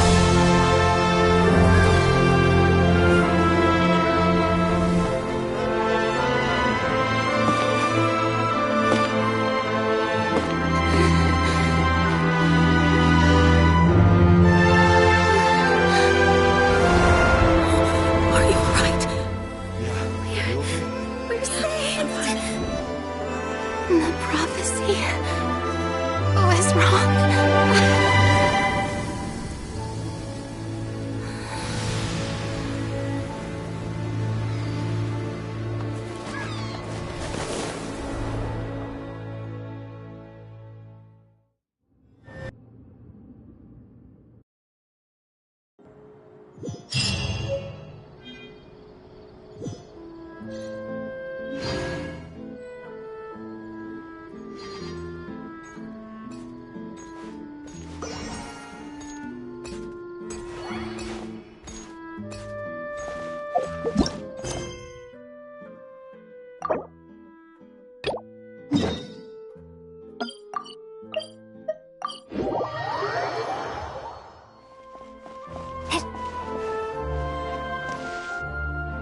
I'm very sorry, Charlotte, but my sister and I are quite busy today. I'm afraid we'll have to decline this interview. Oh, please, Linny, I'll only take a moment of your time, if you would be so kind. Huh? What's happening here? I spent all night writing my piece about the Phantom Weasel, and it was going to go to print this morning. But just as dawn broke, I suddenly received news that Caesar's fiancée, Gemma, had contacted the guards and confessed to having been the real Phantom Weasel all along. That was quick. Too late, bro. That was quick, you say? It sounds like I've got some catching up to do. Please, fill me in. Whoops. Aha! My instincts did not lead me astray. You do have something to hide. Gemma turning herself in must have something to do with Linny's performance last night. Maybe watching my high-altitude escape trick reminded her of a better time with Caesar, and she could no longer ignore the voice of her conscience. Huh. Okay, then. Wait, no, there must be more to it. If that's all it took for her to have a change of heart, how did it take her 10 whole years? Well... Oh, I remember now! You and Gemma were nowhere to be found after the show. What happened between you? Quickfire question! Where did you all go after the show? Oh, we went to the cemetery and Linny did a private magic trick just for us. Actually, glad you mentioned it, because that reminds Paimon, guess what? Linny started using rainbow roses in his tricks! What? I don't recall ever having received a rainbow rose from you myself. Is this supposed to mean that they're more important to you than your own sister? No, I just, What now? Oh, did Paimon say something wrong again? This is getting pretty awkward. What do we do, Traveler? Seems like this interview wasn't meant to be. Well, never mind. There's always next time. Forgive my persistence, but when there's explosive news waiting to be found, I can't turn away. The news about Gemma has already made waves, and I'll stop at nothing to get to the bottom of it all. Apparently, one of the things she said to the guards was that her final wish is to see Lorenzo one last time. Ah, there's clearly a web of complicated relationships there. Can't blame me for being curious. All right, I guess I'll leave you to continue the rest of your conversation in peace. Bye for now.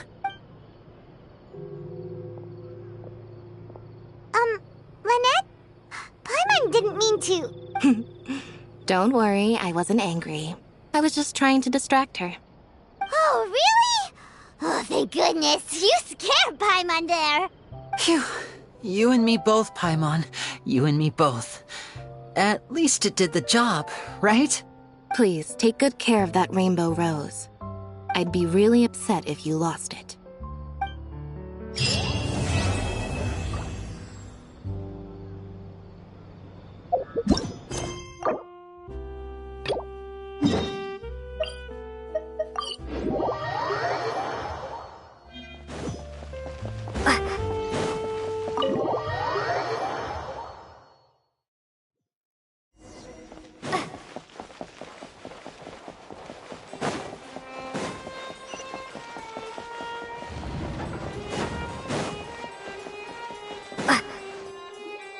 Wait, did I hear that right? Monsieur Neuvillette, are you sure you'd like to take over the case yourself? That's right. No, but why? Technically speaking, cases like this are better left to the guards. Neuvillette! Sidine! Hey there! What are you two talking about? Traveler and Paimon, please help me talk our Chief Justice out of this. He wants to investigate a case on his own. Now, this is completely unprecedented. How can we have the Iudex acting like a private detective? Thank you for your concern, but I currently have no such plans. Oh, apologies. I took your question in earnest, but it now occurs to me that it was most likely in jest. So, what is it exactly? It sure sounds serious if it's something you've got to investigate personally. A Melusine named Kiara received a threat letter. And then? That is all the information I have acquired at this stage. Huh? I have no idea why you're so hung up over this. I've checked the schedule in advance, and it seems like there aren't any trials today. So, if you insist, I have no objections. Thank you for understanding. I will leave a note explaining my absence on my desk. I would appreciate it if you could take it to Lady Furina. She may have no interest in official affairs, but standard procedure dictates that I'm still responsible for reporting to her. Yes, understood. I'll come back later and deliver the note to her.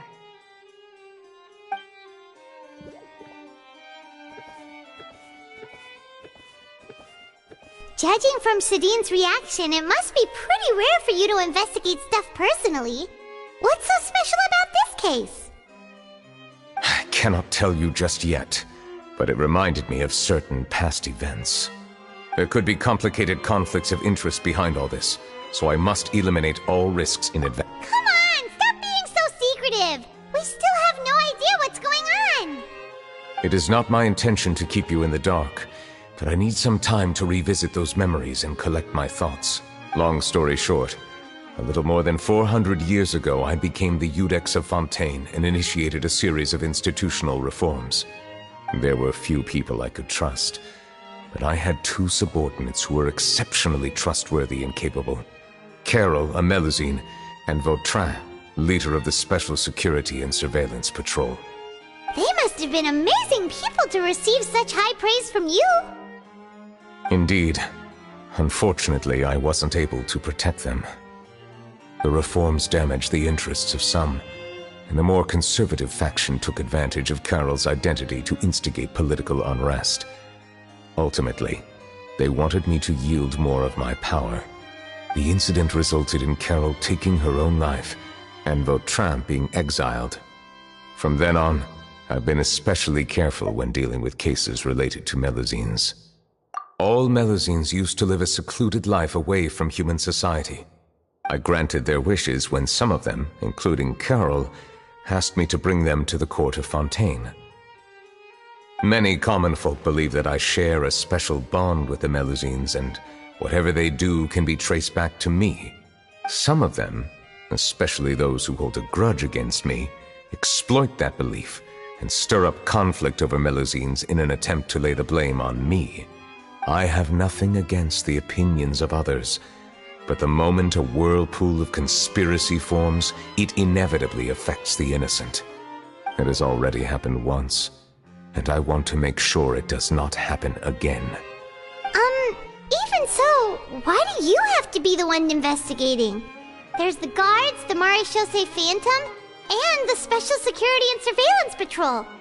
Aren't they more than enough to figure out what's going on? Based on prior experience, there is a high chance that those who hold hostility towards me do not belong to the same department. The political system of Fontaine is relatively complex and involves the interests of multiple different factions. However, since I am technically an outsider in Fontaine, a lot of trouble could be avoided if I personally took on the case. Outsider? But aren't you the Chief Justice of Fontaine? Why would you be an outsider? I understand where you are coming from, but there is not necessarily a connection between my responsibilities and how I perceive myself. You know very well about my true identity, and have even met others of my kind in other nations. Even though I was born with a human form, there is a fundamental difference between dragons and humans. Taking on the role of Chief Justice does not make me a part of this community. In fact, the status I was granted has prevented me from forming deeper bonds with others. I have lived in Fontaine for a long time, but I do not belong here.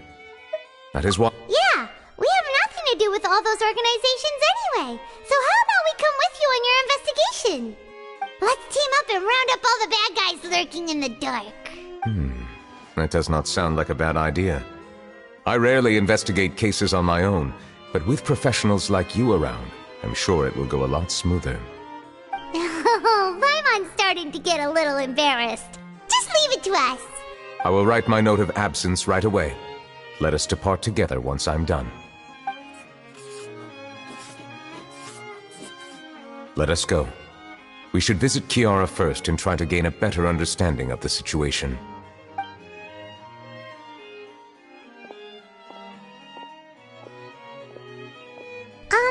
So Neuvillette feels like he doesn't truly belong here in Fontaine, but is that really true? Paimon feels like he has a kinda skewed perspective on a lot of things. Anyway, let's catch up with him first.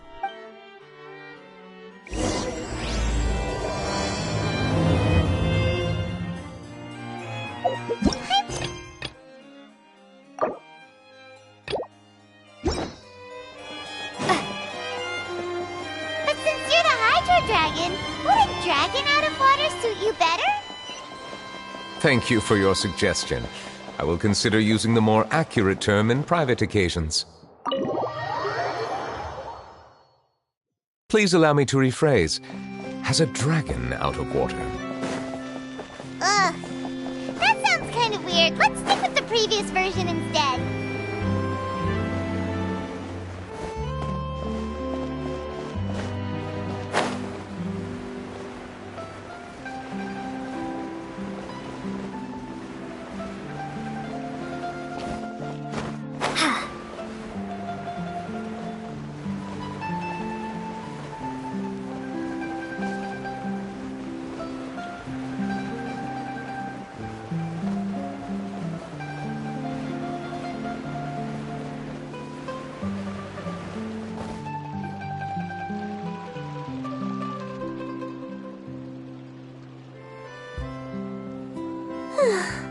The weather's amazing today.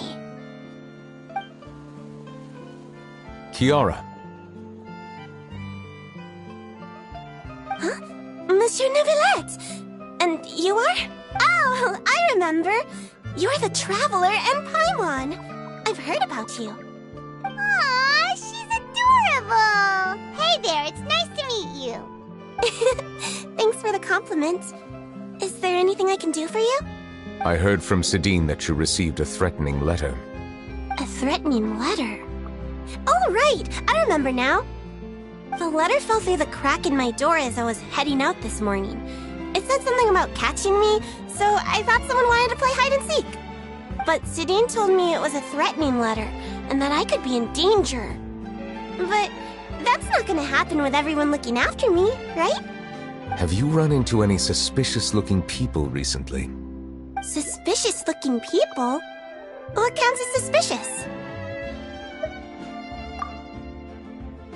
Ah! Did you think of something? Nope. I don't remember meeting anyone like that. Do you still have the letter with you? I want you to show me what it says.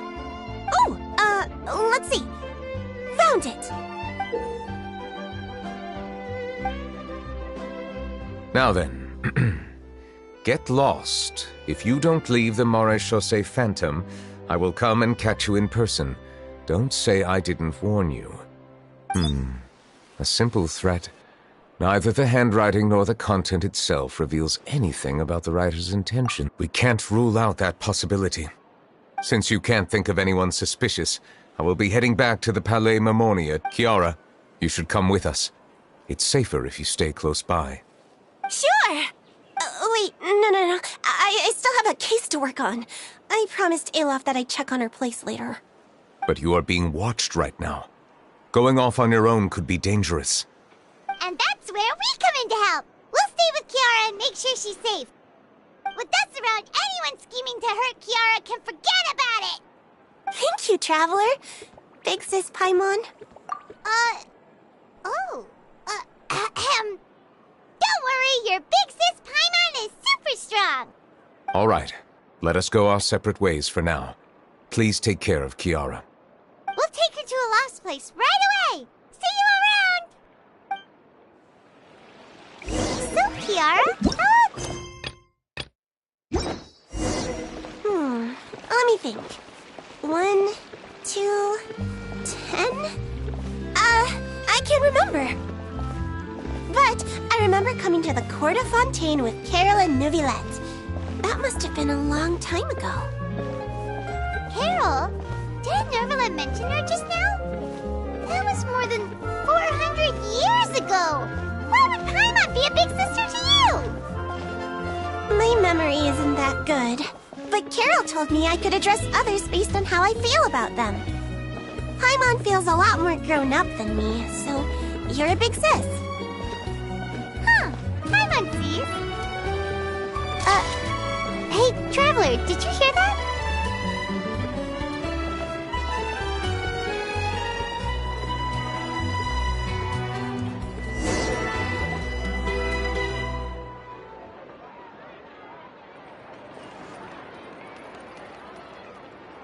Strange. Paimon felt like someone was following us. Alof! Kiara, you're here. Huh? Wait, aren't these two... Oh, they're the Traveler and Big Sis Paimon. I thought so. What brings you here? All right, guess I shouldn't have asked. May I begin inspecting the store as planned? Of course. Go ahead.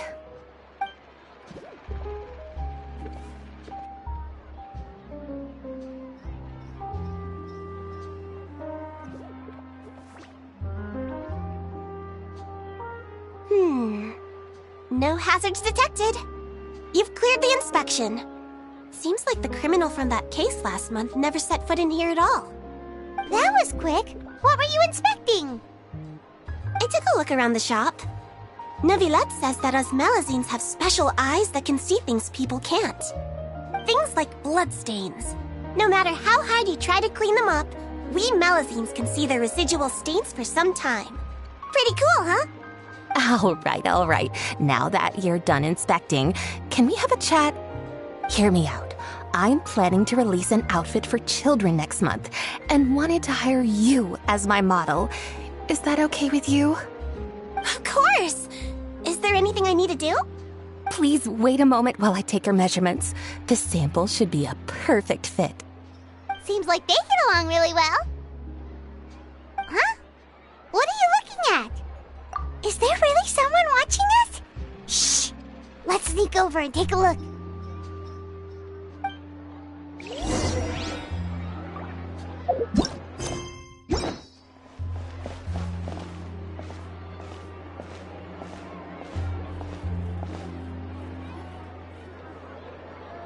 Strange.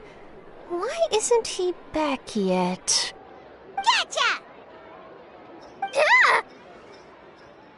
Charlotte, what are you doing here? Oh, wait, don't tell Paimon you're the one who sent Kiara that threatening letter. But you don't seem like the type to... Threat letter? What threat letter? This is starting to feel like an interrogation. Okay, I'll be straight with you. I don't know the slightest thing about that threat letter you mentioned. I only wanted to follow Monsieur Neuvillette and request an interview with him. You want to interview him? That's right. I'm not the only one, you know. Interviewing him is every journalist's dream. But it's not an easy task to accomplish. The Palais Mermonia rarely accepts appointment requests from us, and we never have the chance to interrupt when the court's in session. So imagine how surprised I was seeing him out on the streets today. It seemed like you were investigating something too. The perfect opportunity to whip up an exclusive, don't you think? Of course, I'll make sure to turn in my manuscript to him for review. I have my principles, and I'd never publish an article without the consent of all parties involved. Yeah, we're doing a secret investigation that can't be made public knowledge. I see. Well, if you say so, I guess I'll put this matter aside for now. What a shame. Chances like this don't come by very often, you know. In exchange, could you tell me what the threat letter is about? I swear I won't tell. All right, then. What? Someone's targeting a cute little Melazine? Shh, not so loud. It just so happens that I did an interview with Kiara. Last month, in fact. It was well received by our readers, so I was planning to continue the series. And now someone's coming after her. I'll ask my colleagues about it. Who knows? We might find something. And don't worry, I know what I'm doing. This secret's safe with me. But I gotta warn you, even if I keep my lips sealed, others will know eventually. Why? People care a great deal about Monsieur Neuvillette's each and every move. Some may have already realized that something was up. Besides, the case involves Melazines, so... Anyway, I'll get going now. Watch yourselves, all right? Well, that was a nice chat.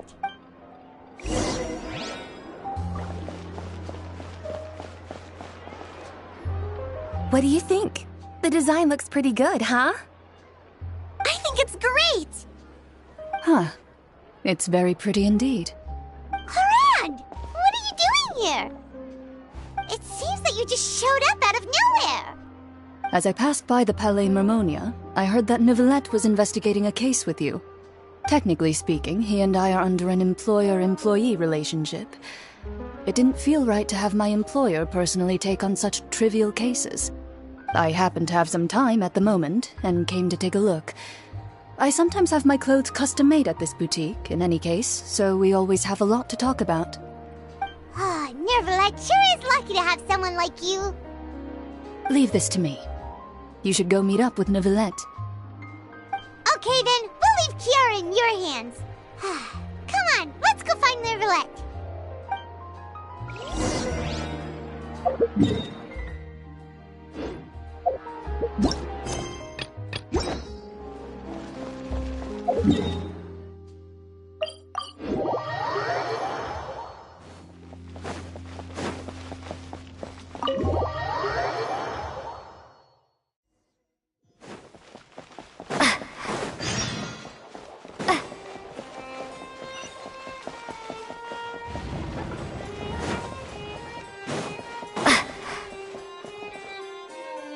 Oh, you're back.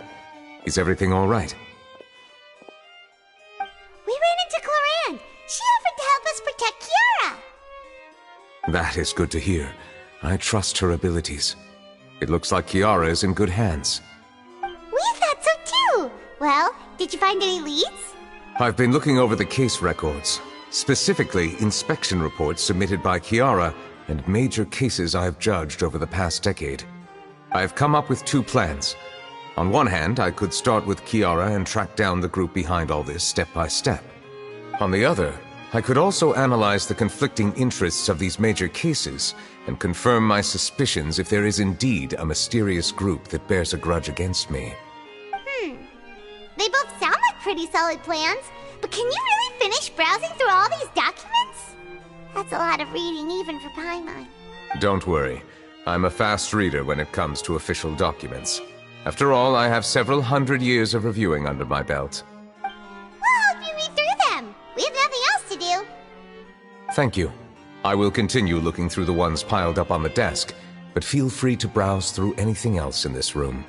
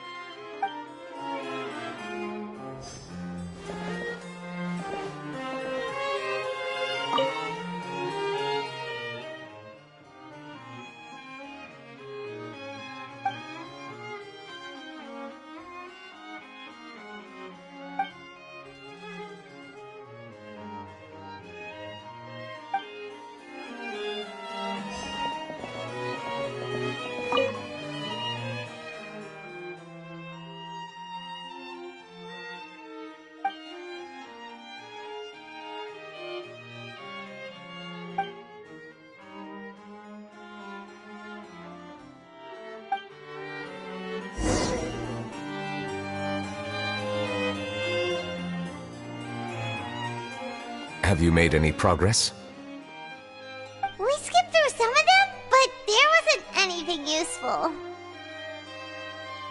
Oh, there's so many documents lying around. Just how many cases have you handled? I would love to answer that question, but the truth is I've never made a precise calculation myself. If memory serves me right, there should be at least 100,000 cases. The documents you see are just a small fraction of what's really there. Whoa, that's a lot. Looks like the work of a Chief Justice isn't easy at all. That might be how it seems from another's perspective, but trials and official duties are, to me, simply routine. There are many documents here. Take a break if you are tired. You read Paimon's mind. All right. Let us take a break then.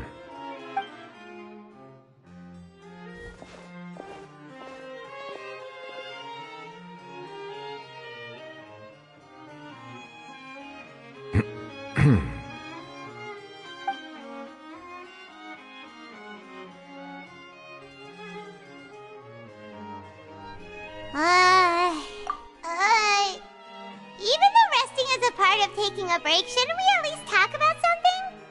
All this silence is making Paimon feel really awkward. Please pardon my lack of consideration.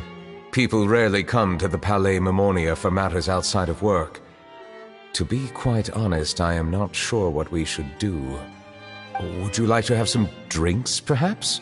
You must be thirsty after all that work. Ooh, drinks! Thank you! Paimon wonders what Neuvillette likes to drink. Oh, maybe he's a fan of really fancy wines. He seems like the type of person who'd own an entire winery. You know, like Diluc.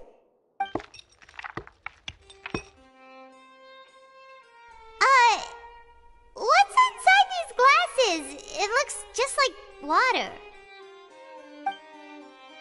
An astute observation. It is indeed water.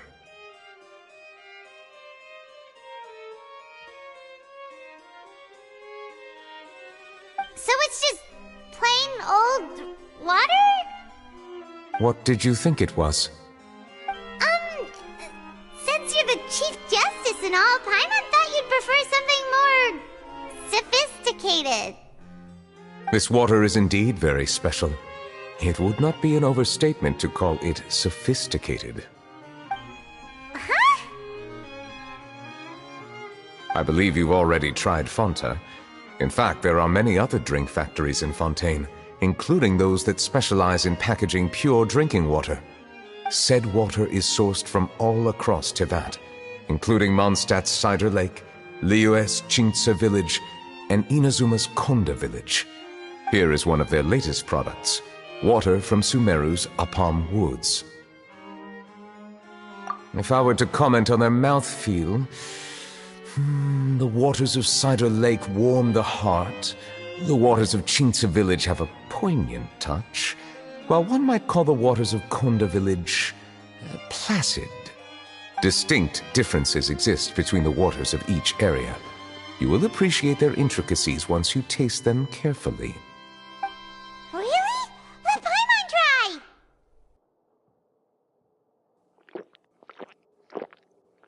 What do you think?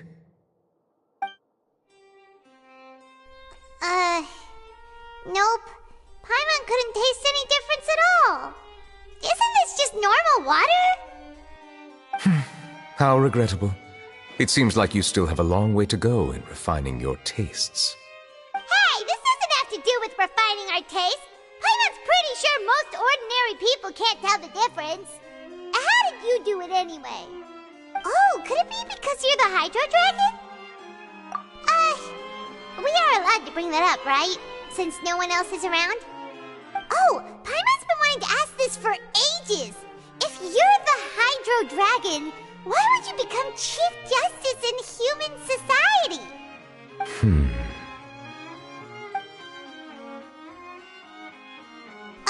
Sorry. Paimon was just curious. You don't have to answer. There's nothing to hide. I was simply organizing my thoughts. I accepted this position because I wanted to seek out answers to questions that have perplexed me. Questions? Are there really things you can't figure out? Many, in fact. But the one question that puzzles me the most concerns my own existence. In essence, I neither know why I was born in this form, nor do I understand where my long life should take me. I lost many memories from the moment I was born. The primordial sea, for example. I can only vaguely recall its connection to me, but I am unaware of what that connection is exactly. Perhaps the elemental dragons of other nations may have some form of an answer. However, they are scattered across all of Teyvat.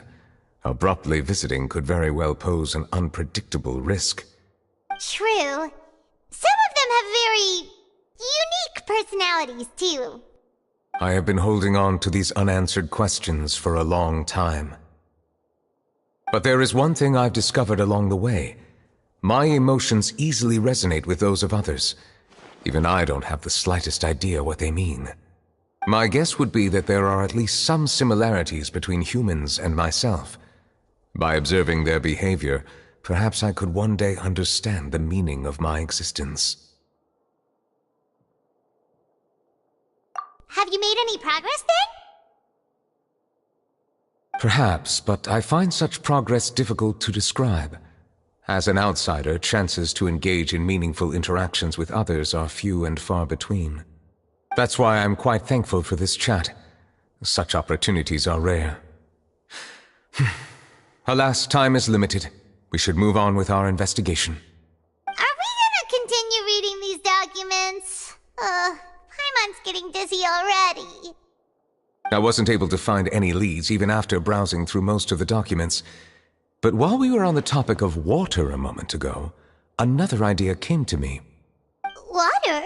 Do you mean... That's right. The Fountain of Lucine is where all of Fontaine's waters converge. It is the vessel of countless memories and emotions. If there really were an organization attempting to use Melusines against me, they should also hold an intense resentment towards me. Perhaps we'll be able to find some new leads by sensing the hydro element within the fountain. Huh. Why didn't Paimon think of that? Come on, let's go take a look! Perhaps we should go. There shouldn't be too many people near the Fountain of Lucine during the evening.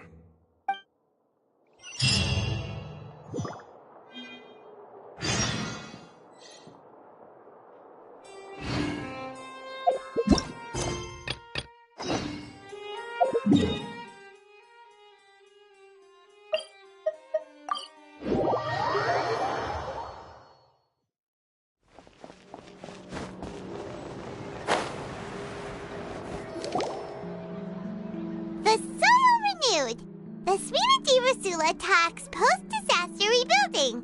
I recently visited Poisson to meet with Miss Navia, spokesperson of the Sphena di Rasula, and we spoke about Poisson's present and future. Old soil can still give birth to new bloom, Miss Navia stated. Hope is like seeing a small cookie when you're starving late at night. You just need a little of it. Skyship Winglet, lunar brain of the Fontaine Research Institute. The various disputes that have arisen on account of Mr. Edwin have suddenly become a shield over the Institute, with Jurier turning out to be a once-overlooked hidden gem. People always call the first researcher mad, but few know what to call the second. And should that latter person achieve a miracle, they would find it all the harder to find a word with which to classify him and his team. Wow! Paimon barely recognizes the people in the reports. Are those really Jurier and Navia? They sound like real big shots. What do you think? Pretty enthralling, huh? The Steambird's idea was pretty simple. With the disaster just having passed, we would print a free edition packed to the margins with good news to calm people down. The value for these big scoops lies in their inevitable follow-ups. We'll publish further reports and go into the stories behind those people. Edwin's assistant, Jurier, created a true flying ship, while Navia is leading people in the reconstruction of their home. I'm sure that these stories could draw even your well-traveled eye.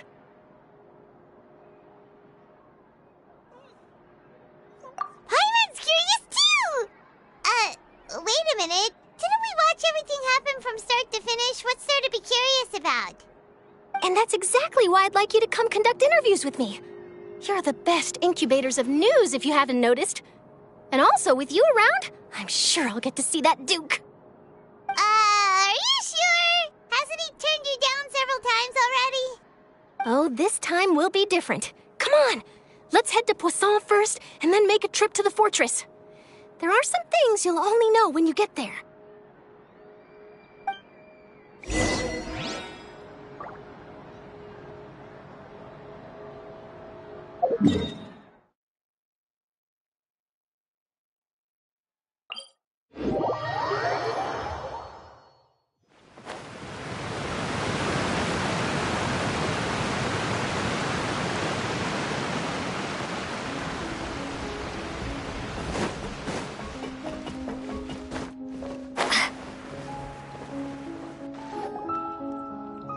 Navia!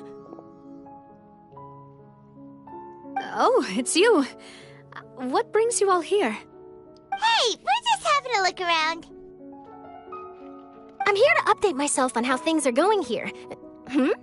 Oh, the Fatui are here too! Let me introduce you. This is Mr. Garunt Snežević. He represented the Knave in sending us a large amount of supplies, and is helping with our work. Our residents are hard at work as well. Thanks to everyone, work is progressing nicely. We've lost a lot of people, but we're moving forward. That will have to be enough.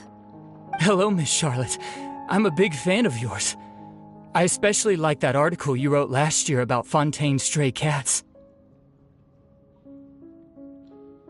But if you don't mind, could you not emphasize our role too much in your report? It's not charity we're doing here. We just happen to share the same interests as the Sphena. I I get where you're coming from. I'll keep it as simple as possible. Or would you be willing to feature as friendly neighbors? That would be fine. Thanks. Oh, you're back too. How are things? We finished laying down the construction materials. It'll be another hour before the workers are able to go over there. Huh? You're here too, Clorinde? Well, her reputation's greatly risen after that whole duel business with Miss Farina. So she's here in Poisson to wait out the heat. All right. She really came here to help me out. There's too much to consider in the reconstruction of Poisson. The Spina has need of more decision-makers. And, well, I do already happen to be connected to Mr. Callis. Oh, wait just a moment. Do you mind me asking a few questions? You know, about how you felt before the duel, about what it was like facing down a god. There's lots of exciting material there, I bet. Forget it. I'm sure you can find a better theme than that, Miss Charlotte. I see you're the same as always. Couldn't you do me a favor, for Navia's sake? Well, if we're talking about doing things for my sake, you might as well just take a few more photos of me. Or of the Traveler. It's better than wasting time persuading Clorinde, at any rate. Of course I will. I'm not gonna let her off that easy. All right, then everyone who wants to be in the photo, gather up. And smile.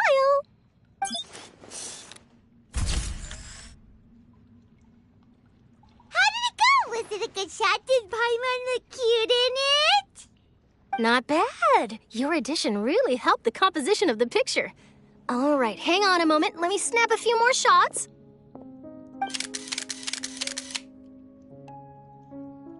All right, that should do it. I'll be back here later anyway, so let's call it a day.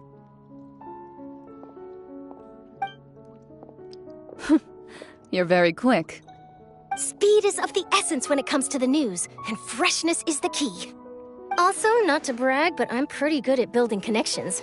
Who knows? I might eventually get that interview with you after all, Miss Clorinde. Wow, you really do have that never say die spirit. I'm impressed. I'll hazard a guess that this is how you got that interview at the Fortress of Meripede.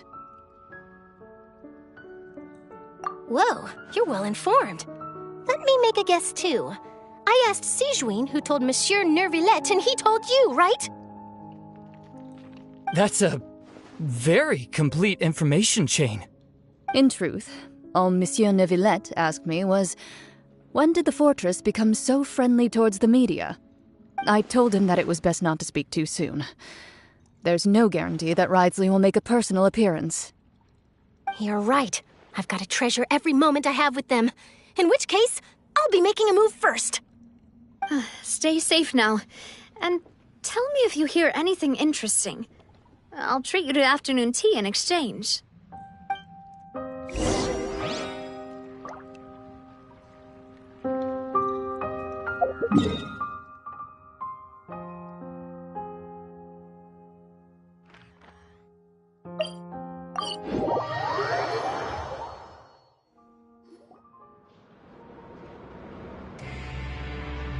Wow, guess we're here again, huh? There's a real nostalgic feeling to this place. Looks like you've been missing us.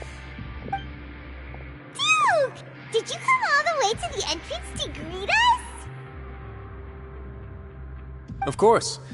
I'm here to welcome you and our dear Miss Charlotte, whom our good head nurse recommended to me.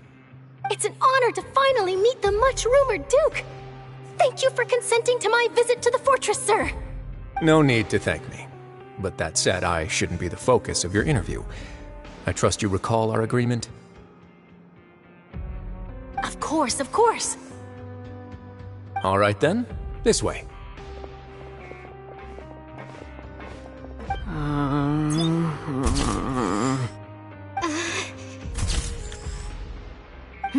Hey, no need to be so nervous.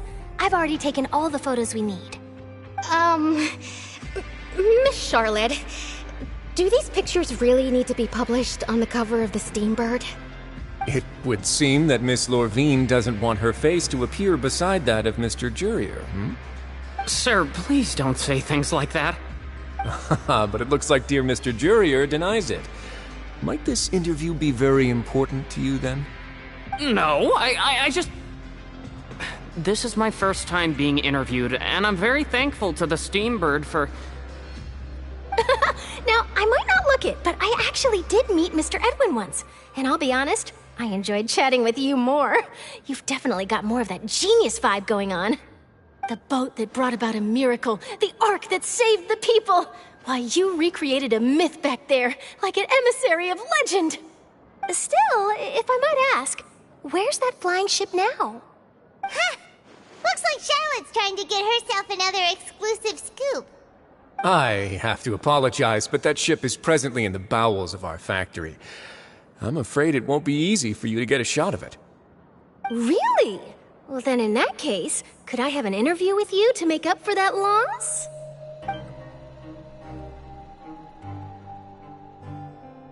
You already know my answer, I'm afraid. Best you interview our head nurse instead. Or perhaps you'd like to take another photo of this couple of researchers? Did you really have to use the word couple? Well, then, 2 solo photos will do. Is my hair messed up? Please, someone help me have a look. Things sure are getting pretty lively here. We've seen this kind of thing before. Oh, seems like everyone's here. Would any of you like to try this new drink I came up with? Ah, Sigewinne. Hey, Miss Charlotte.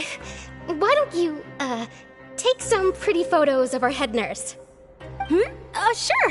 Come on, Miss Sigewinne. Over this way. Let's find a brighter spot. Huh? Sure. Do I have to smile? So, how have things been at the fortress?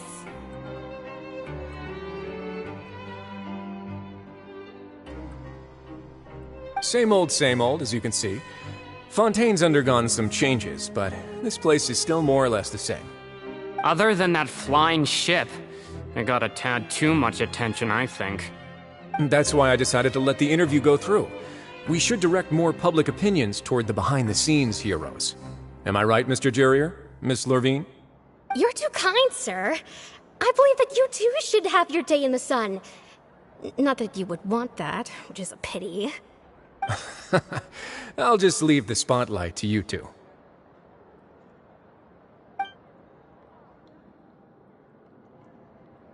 I see.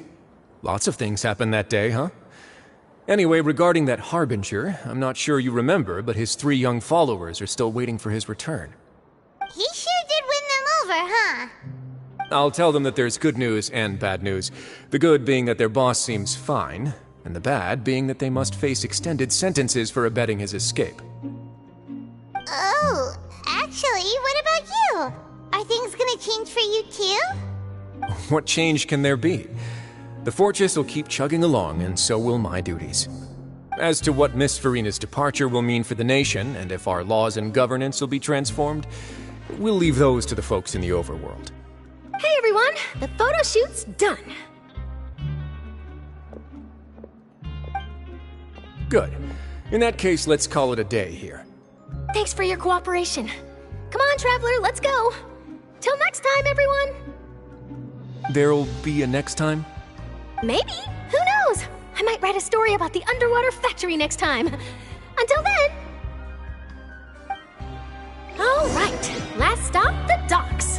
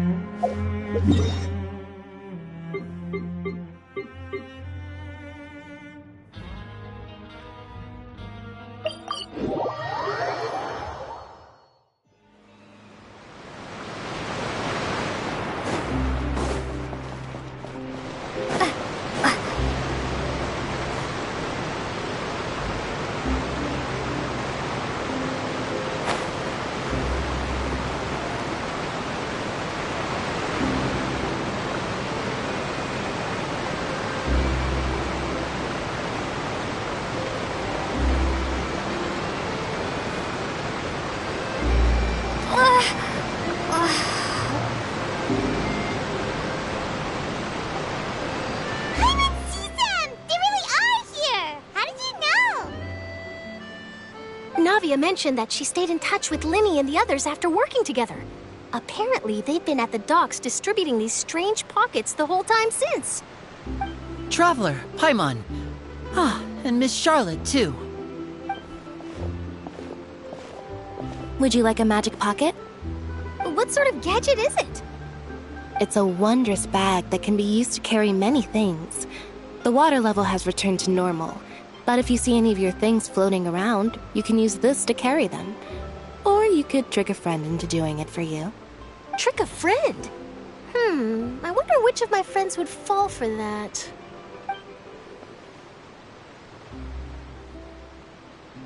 You could just make a friend like Freminet here. Isn't that right, Freminet? Is this what you meant by, I'll help you make some more friends? To be honest, that sounds pretty sweet. Could I have your contact, please? Sure. Please, write down my address. Lynette sure is working hard to help Freminet socialize. He was the one who proposed doing this. He even wants to assist in our magic shows. Yes, I was planning to first introduce Pear as an assistant, and later Freminet himself. In the future, I think we can leave underwater escape magic to him too. That said, would anyone want to see a diver escape underwater? Oh, it'll work out. Every journey begins with the first step. He'll become a part of our show eventually. Lynette, could you come over? Miss Charlotte says she wants to take a picture of us. Got it. My, that Charlotte is perceptive. She got rid of everyone the moment she realized I had something to say to you. So, how have things been, Traveler? Father says that you did a great deal during the latest events. She's very grateful for your contributions to Fontaine. That's all right. We were more than happy to help. So, what's she doing now? Oh, I guess you haven't heard. Well, after Lady Farina left, Father and Monsieur Neuvillette opened negotiations, during which he gave Fontaine's gnosis to her as a diplomatic gift. A diplomatic gift? A gnosis? Yes, I was quite surprised at first myself. But when I thought it over, there were actually a number of things going for it. It could have been done as an apology for the incident with Lord Child, or as thanks for his help in tying the all-devouring narwhal down.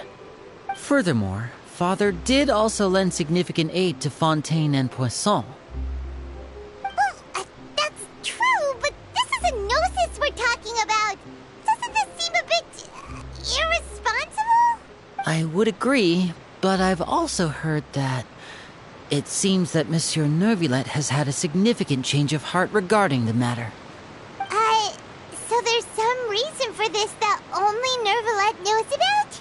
I suspect you'll have to ask him about that yourself. Ah, yes, speaking of which, I did see him strolling around the entrance to the Fortress of Meripede a while back. Isn't he real busy and stuff? Paimon didn't think he'd have the time for that. But back to the topic. The gnosis was given to the knave, right? What about Child? They say that he's returned to Snezhnaya to recover from his wounds. I hear that the recent disaster really did a number on his health. That's true. When you think about it, we've had loads of run-ins with the Fatui. To think we'd be allied with them this time. So shocked by such a simple switching of sides?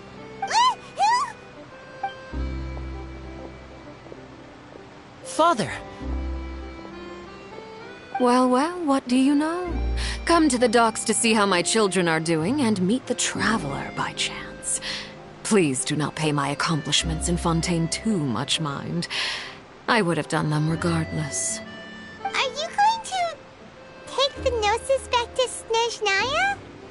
That is our duty as harbingers, yes. Don't be too preoccupied with sides. The goal of the Fatui concerns not a single place or person, but the entire world. With such a grand goal in mind, it is inevitable that we must wear many masks. Switching my masks is something I've always done. Well, that depends on many things. No one truly knows what the future holds. What good is honesty if you can't rely on it forever? As for you, I very much look forward to our next collaboration. Good things cannot be achieved alone, and you've proved yourselves to be great partners.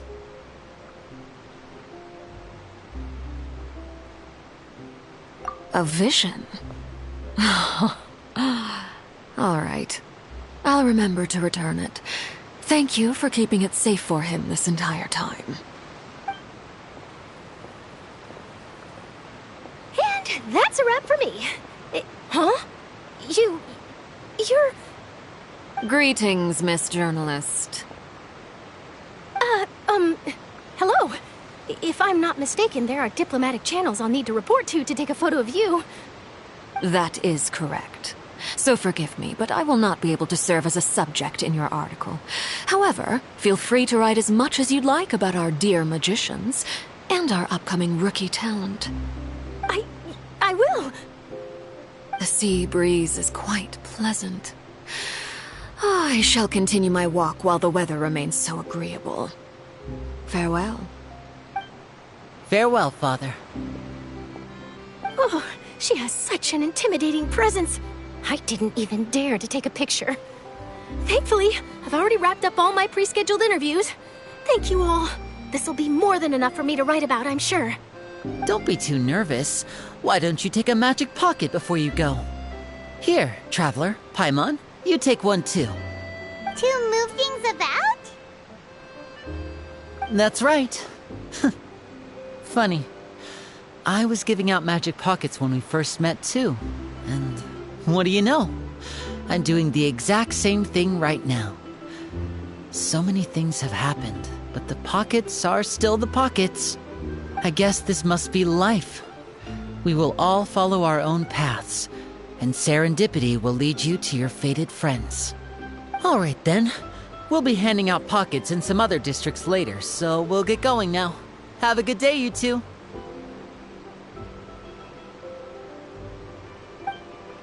Well, guess we sent Charlotte off. Shall we go see how Neverlette's doing? Of course we not.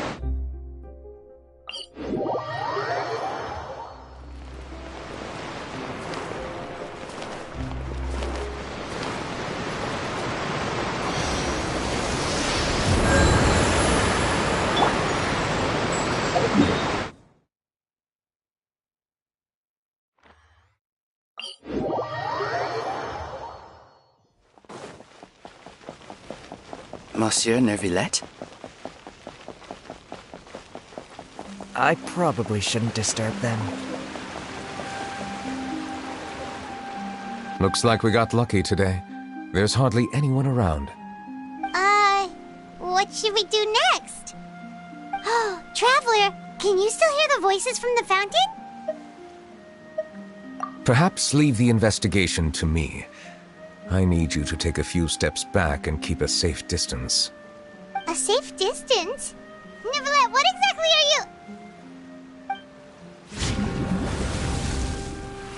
Whoa, it's glowing!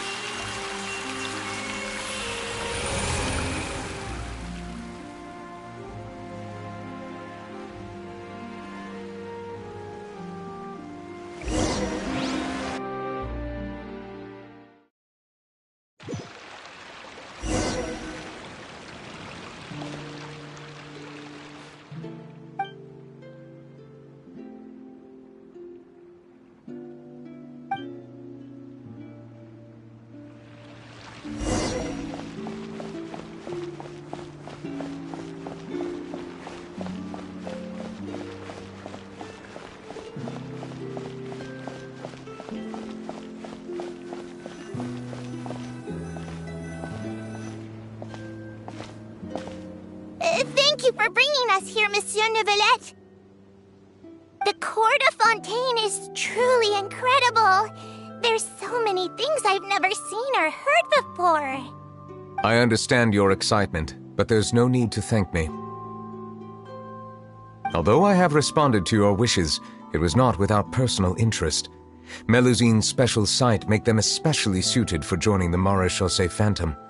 I'm certain you'll become an indispensable part of Fontaine's detective force. I know, but I'm really glad only can I repay you for your kindness, but also, it feels like my life has become a lot more meaningful. But a meaningful life also comes with its risks. It's definitely the safest to just stay in the village, but I want to see the outside world nonetheless. In truth, I've never really understood the purpose of my existence, or what I'm capable of contributing to this world. For almost 20 years, we've stayed in our village without finding any answers.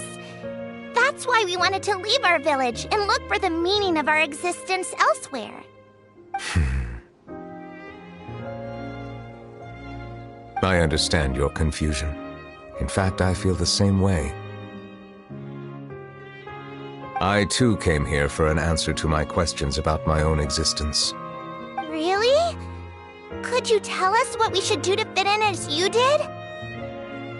The truth is, many people threw rocks at us today and told us to go back to our village. It hurt a lot when they hit me in the head, and I tried really hard not to cry. Logically speaking, both time and effort are essential when different species attempt to peacefully coexist. It will be a difficult road ahead, with countless obstacles to overcome. Different identities and ways of thinking all contribute to strengthening the barrier between one another. Removing it will be no easy feat. There aren't many suggestions I can share, because just like you, I haven't fully integrated into this society. Despite my social status, I am still an outsider. Oh, I see. Let's all do our best then. I'm confident that we'll find the meaning of our existence one day. I believe in you, but you shouldn't lose sight of the difficulties ahead. If you run into any trouble, I suggest that you inform Vautrin, the captain of the Special Security and Surveillance Patrol. Huh? Is he the person I met in the Palais Marmonia earlier? Yes? Do you have any concerns? That stone-faced human. He didn't even bother to look at me when I tried talking to him. It felt like he wasn't interested in anything but work. He is an earnest man. There will be plenty of opportunities to work together in the future, so please try to get along.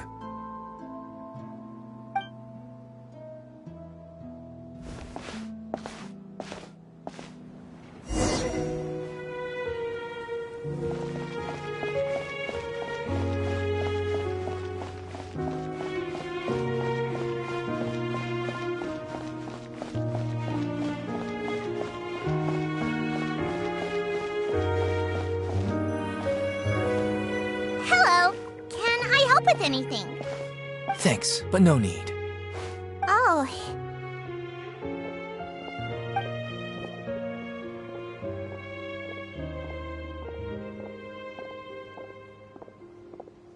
Hello, I'm Carol, a Melazine. Is there anything you need help with? Get away from here! I'm calling the guards. Please, calm down. I don't mean to cause any harm. Hard to say. Yeah, we should probably stay away from these monsters. Haven't you realized? Strange incidents have been increasing ever since they came. Why should we trust this species from who knows where anyway? I can't believe Nervilet allowed them into the court of Fontaine just like that. Exactly. That so-called Chief Justice even granted them official positions. Not only that, but they're now responsible for investigating cases as well. I swear, there's some hidden agenda at play here. Go away! Quit acting innocent! I'm not leaving! I won't let you say bad stuff about him! We joined the Maréchaussée Phantom and solved lots and lots of cases. We've never done anything wrong. Solving cases? With Nervilet in cahoots with you? You could have fabricated it all, and no one would know! So tell me, how can you guarantee that you Melazines aren't involved in anything that occurred recently? Didn't I tell you before? Don't go advertising if you're not a good talker. Vautrin? Aside from spreading unjustified rumors, if you continue insulting members of the Maréchaussée Phantom, the Special Security and Surveillance Patrol has every right to subject you to interrogation. There have indeed been an increase in cases recently, perhaps due to the shifting currents of conspiracy, and I understand your concern. However, there's been no evidence pointing towards Melusines being involved. Even the captain of the security patrol is on their side. Nervilette's newly reformed police force is already corrupt to the core. How can two completely different species possibly coexist? You heard that? Yeah. I don't understand. Why won't anyone believe us? There have been rumors saying that you were born from calamity, and that you inherently bring danger to those around you. There are countless negative rumors about you floating around in Fontaine. It's near impossible for you to become a part of this society. Best if you give up before it's too late. Monsieur Neuvillette said that we needed to put both time and effort in. I don't know how long it'll take, but I can at least try making my best effort. I still want to try a little harder. Thank you for bailing me out earlier. Okay, I won't be taking any more of your time. I painted a lot of flyers last night, so I have to stay and hand them out to everyone. Give them to me. You're not gonna take them away, right? We'll hand them out together. The faster we get this done, the sooner we can head back.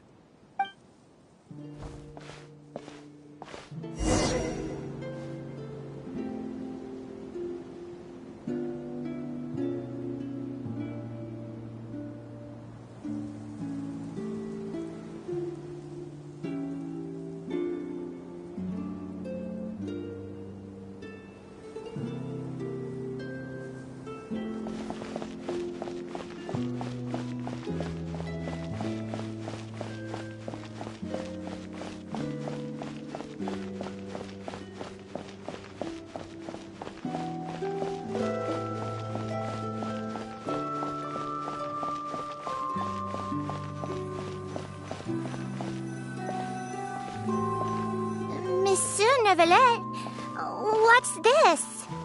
Medals of Peace, awarded to you and Vautrin. Thank you for your continued dedication in the past 5 years. You've taken one small step forward in helping Melusines gain the trust of humans. I think I'll pass. Hey, don't say that! We wouldn't have made it this far without you! It won't be long before Melusines begin living peacefully with the humans. Just the thought of it makes me happy.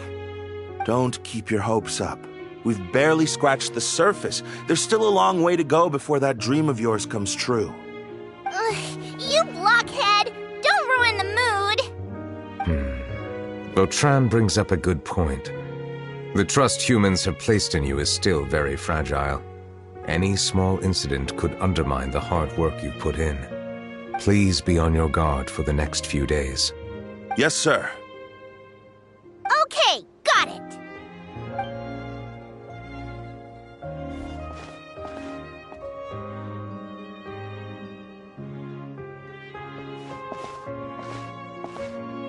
Medal of Peace?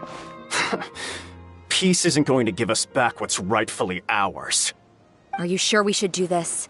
We're no match for Neuvillette, even with all our powers combined. What if... Nah, not gonna happen. As long as he remains in his position, there's no chance he'd take us out personally. There are rules even he must comply with in the political sphere, unless he wants to become an enemy of Fontaine. So quit worrying and just go ahead with it. I've already planned out the murder. Once we lay the blame on the Melusines as the person who brought them to the court of Fontaine, Neuvillette will be left with no excuse. I guess you're right. Ugh.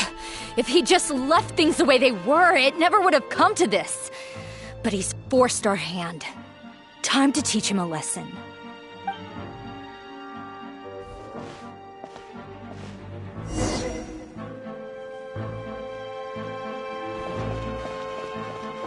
Turn the murderer in!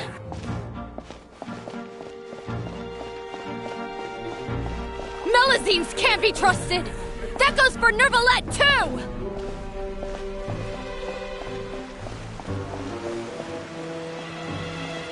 Peaceful coexistence? What a joke.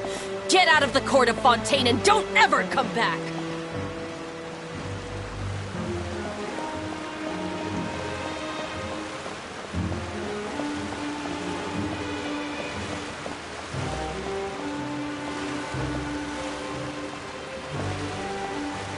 The results of the investigation are in, Captain Vautrin.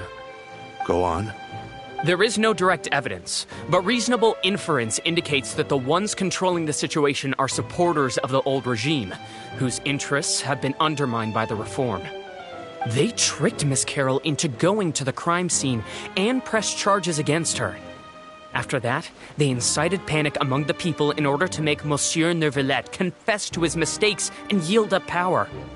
The guards were stopped by the enraged mob and couldn't intervene in time. Miss Carroll chose to sacrifice herself to pacify the situation. And she called me a blockhead. A little investigation would have cleared things up.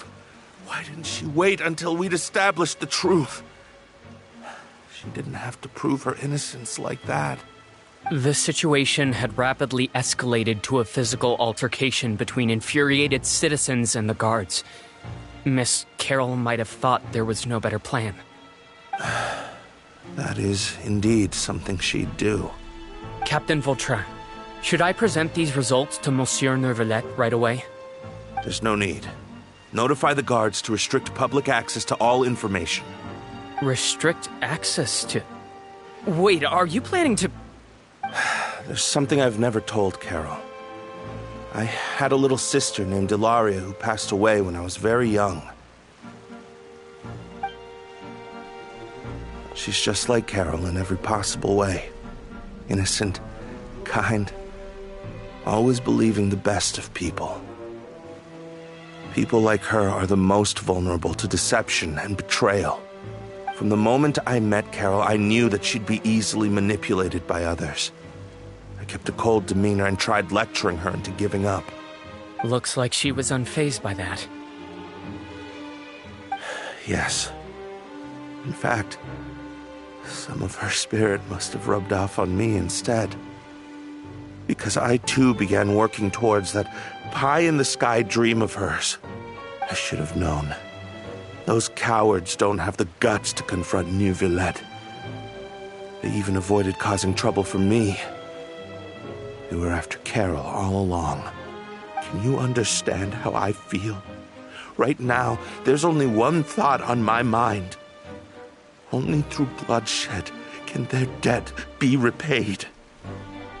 I understand, but I'm certain Monsieur Neuvillette wouldn't accept that as a solution. That's exactly why we need to keep this a secret. Give me the list of suspects. What happens after this has nothing to do with any of you. I will take responsibility for everything.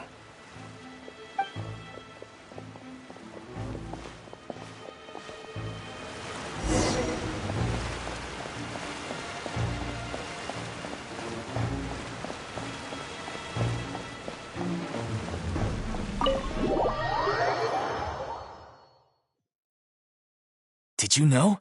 They're hearing a major case today, and the criminal is Captain Vautrin of the Special Security and Surveillance Patrol. Apparently, he resorted to personal measures to seek revenge for Carol and settled the score with the group that framed his friend. Hey, why aren't you saying anything? I'm thinking... we should try our best to bail him out when the trial commences. Bail him out? Why? Shh, keep it down! Haven't you realized? Both Vautrin and Carol are Neuvillette's most trusted subordinates. After everything that happened to Carol, Neuvillette's guaranteed to do everything he can to keep Vautrin around. Besides, now that the old regime has been uprooted, Neuvillette's status is secure as can be. As long as we redirect public opinion, Neuvillette will be able to give Vautrin a reprieve. The benefits are endless. Vautrin sought vengeance for his friend for a valid cause. This represents the justice he upholds. Please think about it. If the same thing had happened to you, wouldn't you feel the same way he did? Yeah, that's right!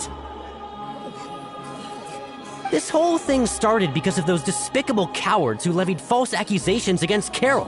How could Vautrin be declared guilty for seeking revenge? Monsieur Neuvillette. Mr. Vautrin is innocent! He's innocent! Order! I acknowledge your arguments. Vautrin, your revenge could be seen as a form of justice. I understand your decision, which is why I cannot help but feel regret and even grief about the judgment I must now impose. Personal justice does not equate to justice as defined by the law.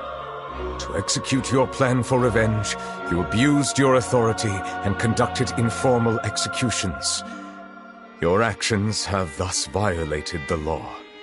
Therefore, you will be declared guilty. What? That can't be! Monsieur Neuvillette, please give this a little more thought. He has done so much for Fontaine. Vautrin, my friend, is there anything else you want to say? Neuvillette, what have I done to deserve this? I've closely followed every one of your orders. Can't you see? Everyone in this room believes that I'm innocent. Why can't you just let me off? Is this what justice means to you? Answer me, Neuvillette! Order. Since there have been no further objections, the Oratrice will now deliver the final verdict regarding the charges against Mr. Vautrin.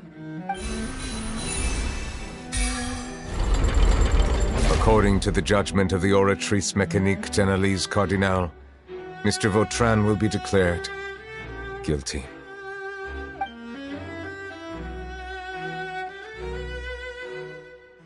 Goodbye, Monsieur Neuvillette. This all happened because of Carol's naive ideas. How can different species peacefully coexist anyway?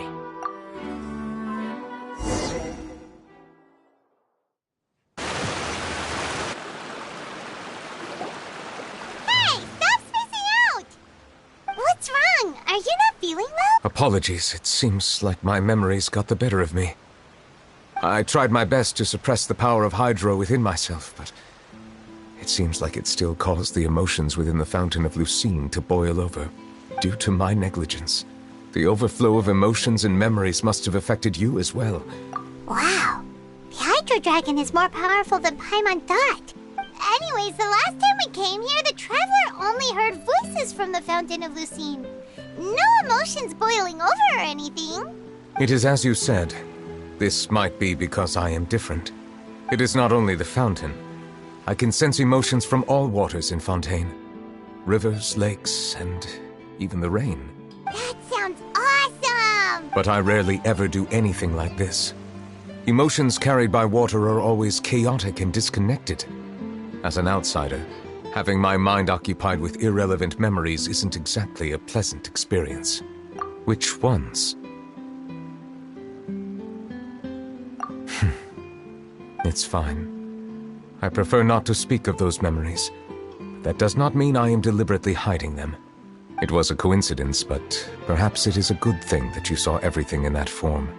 You should now understand why I believe there to be a conspiracy behind all this. These two cases are much too similar. I felt like I needed to do something. Paimon's don't leave Paimon out of the conversation. Paimon wants to help too. Then let us get back to the point. While I was investigating the fountain, I discovered something strange. I did not sense too much hatred towards me within its accumulated emotions. I don't know what caused this to happen, but it seems like there won't be a shortcut to finding the organization that may be pulling the strings here. However, I did find some resentment directed towards Kiara. If I remember correctly, it seemed to be related to a smuggling case. Oh! Didn't we read about that in one of the documents? You've read about it? In that case, the resentment should have come from that incident. Huh? What are you doing here? I was just about to look for you at the Palais Mermonia. Navia! Nice to see you again! Is there something we can help with? I've heard some things, but I'm not purposely asking around or anything. Don't worry. Rumors are abroad that someone's scheming against Melusines, and that you're investigating the case. So I told the Spina di Rosula to keep an eye out for leads. We've had unfamiliar faces showing themselves at the Fleuve Cendre lately. Maybe you'll find the suspects among them. Thank you. Where did you hear about all this? The Chief Justice out on investigation, accompanied by the Traveler from afar. No matter how you conceal your whereabouts, there will be countless eyes watching you. You talked to Kiara, but didn't ask her to keep things secret. People curious to know asked around for information, then it was only a matter of time before word of the threatening letter spread all across Fontaine. So that's what Charlotte meant. Indeed. I did not expect that this could be kept hidden for too long, but the rumors still spread faster than I imagined. You know, it could be because you attract more attention than you think. Anyway, any progress with the investigation? The suspects who threatened Kiara might have to do with a certain smuggling case, but it is still uncertain if there is in fact another party behind all this. We are planning to return to the Palais Mermonia to revisit some details and identify the senders of that threatening letter. All right, then I'll round up the Spina di Rosula and follow up on their progress. Wait for my word. Ta-ta! Neuvillette, do you think there'll be any problems now that the word is out? I have already considered that possibility, and I do not think that there will be any. As a matter of fact, once the word gets out, no one would dare to harm Kiara in broad daylight. What is more important is how the case is perceived by the public. 400 years ago, they chose to side with the old regime and direct their resentment towards the Melusines. I hope the same won't happen again.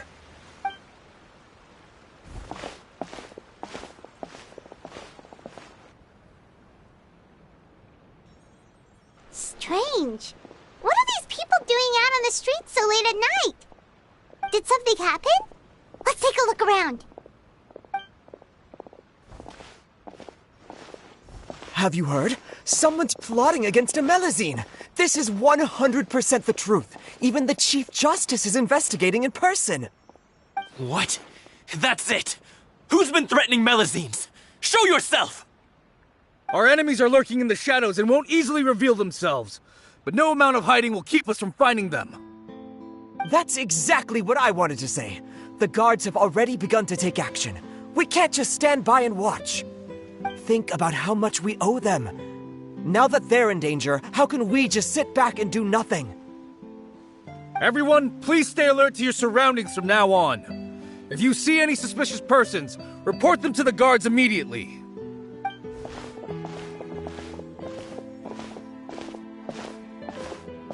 It feels like you've been following me this whole time. Did something happen? We were informed that. Nope. We just finished our shifts and happened to be strolling by. Have you had dinner yet? Why don't we check out the new items at the dessert shop together? This isn't a good time to be out and about. Come on, don't act tough. I bet you're hungry too. All right, let's go buy a cake or something. You shouldn't ever skip meals, especially if you have another shift scheduled for later.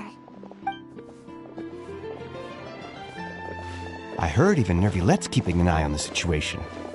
This is the perfect chance to get promoted. We gotta make sure we give it all we've got. Seriously? Were you planning to shirk your duties if Neuvillette wasn't involved? Relax, I was just playing. We've worked together for years now. If something happened to them, I'd be haunted by regret for the rest of my life. That's more like it. We should stand guard until the criminal has been caught. Come and fight me instead, you cowards! Have you heard? Even the Special Patrol came to help. Shh! Look! Is it that Neuvillette? I think he's looking at us. Looks like there's nothing to worry about. This is truly wonderful. So, wanna go over and say hi?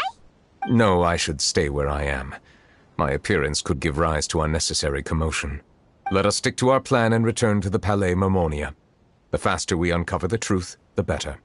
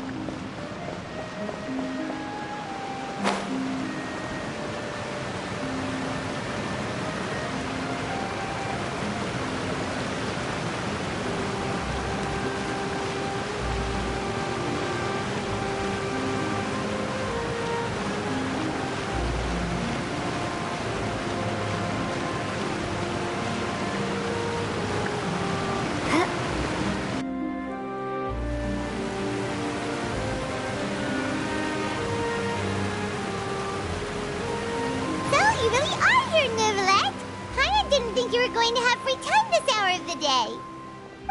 Really? Oh, I suppose you must have met Mr. Linney. He took the time to greet me earlier when he passed this way. In any case, you came at a good time. I was just considering reaching out to you to set up a meeting, so I may explain some things that I haven't had the time to before. Aw, Paimon's glad that you remembered. Thank you for keeping us on your mind, what with you being busy and all. Alright, let's have it then. How was Fontaine actually saved? The whole business is still quite the mystery to us. It is strange how words can often leave a bitter taste in the mouth when it finally comes time to say them out loud.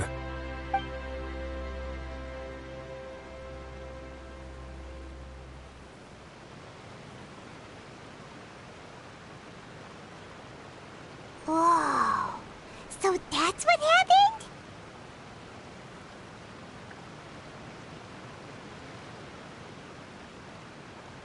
Focalor destroyed the divine throne of the Hydro Archon and restored your power to you, transforming you into a fully fledged elemental dragon sovereign.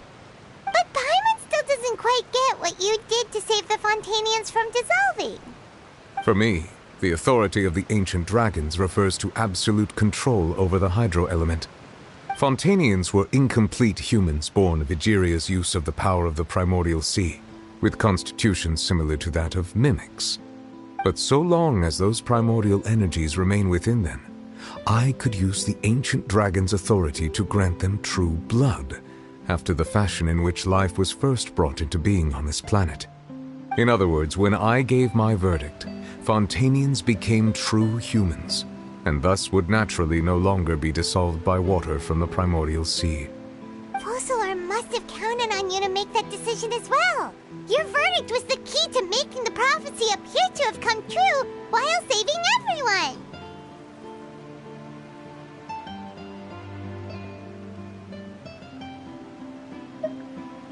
Yeah, and in a manner of speaking, Focalor finally managed to fulfill the original Hydro Archon's wish to turn Oceanids into real people too! It seems from your expressions that you still have more things you wish to ask. Ask away. I will tell you the truth as I know it. I have investigated his case along many avenues, and I have learned that he once fell into an unknown chasm when he was young. There, by chance, he awakened the all-devouring narwhal. But whether it be by sentiment or reason, that should not have been enough to consider him the root cause of the disaster. At most, he would have had tangential liability. As for the judgment passed by the Oratrice during the trial, whether it was due to that liability by association, or Focalor deliberately using him to buy time for us on the assumption that he would be able to hold the creature off, I cannot say. Guess Focalor had Fontanians in mind the whole time. In the end, it was thanks to her that they finally became real humans. Hang on a second. Paimon suddenly got another question. Back when Fontanians hadn't yet become real humans, were the children they had also transformed Oceanids? Life has always flowed like water. Do you recall how Fontanians would often come to the Fountain of Lucine to pray for children? Yeah! Lynette said the fountain is where all the waters in Fontaine converge. In truth, even those couples did not know that such prayers were no mere custom, but instead a form of ritual. Those Oceanids who were blessed within the spring water would later descend as new humans in the coming months. Paimon sorta gets it now. Either way, it seems like this ritual won't be of any further use, but it'll probably live on as a local custom. Ask away. I will tell you the truth as I know it. Yeah, about that. Wriothesley said Furina has already left. What's that all about? Ah, Lady Furina. The people are only aware that her death sentence has not been carried out. She abdicated the post of Hydro Archon and left affairs related to that title to me, before leaving the Opera House. I related Focalor's words to her faithfully and completely. After hearing them, she seemed neither saddened nor comforted. She simply said that she was tired and needed to rest. Having said that, she then packed her things and moved out of the Opera House, not unlike how an ordinary person might. But she's still got a place to stay, right? You need not worry. I will make arrangements to ensure that she will not want for food, clothing, board, or travel. In truth, I am somewhat happy for her.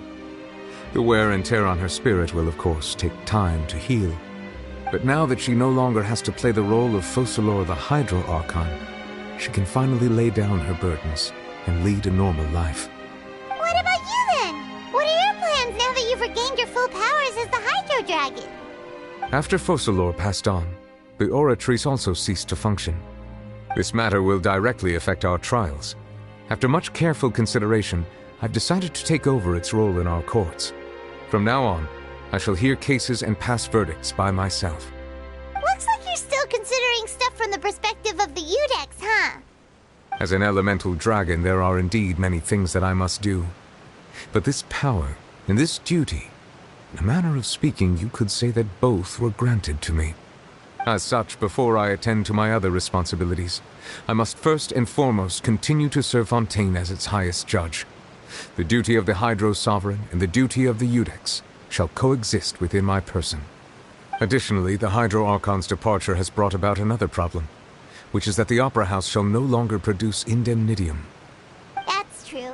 That power was derived from the people's faith in the Hydro Archon, wasn't it? Wait, but the various mechs and machines in the city are all still okay. Where are they getting their energy from? As I am now, I have full command over New Musia, and it can serve as a complete substitute. Another reason why I cannot quite leave Fontaine immediately. Wow. This ancient dragon's authority stuff is really quite useful, huh? Ask away. I will tell you the truth as I know it.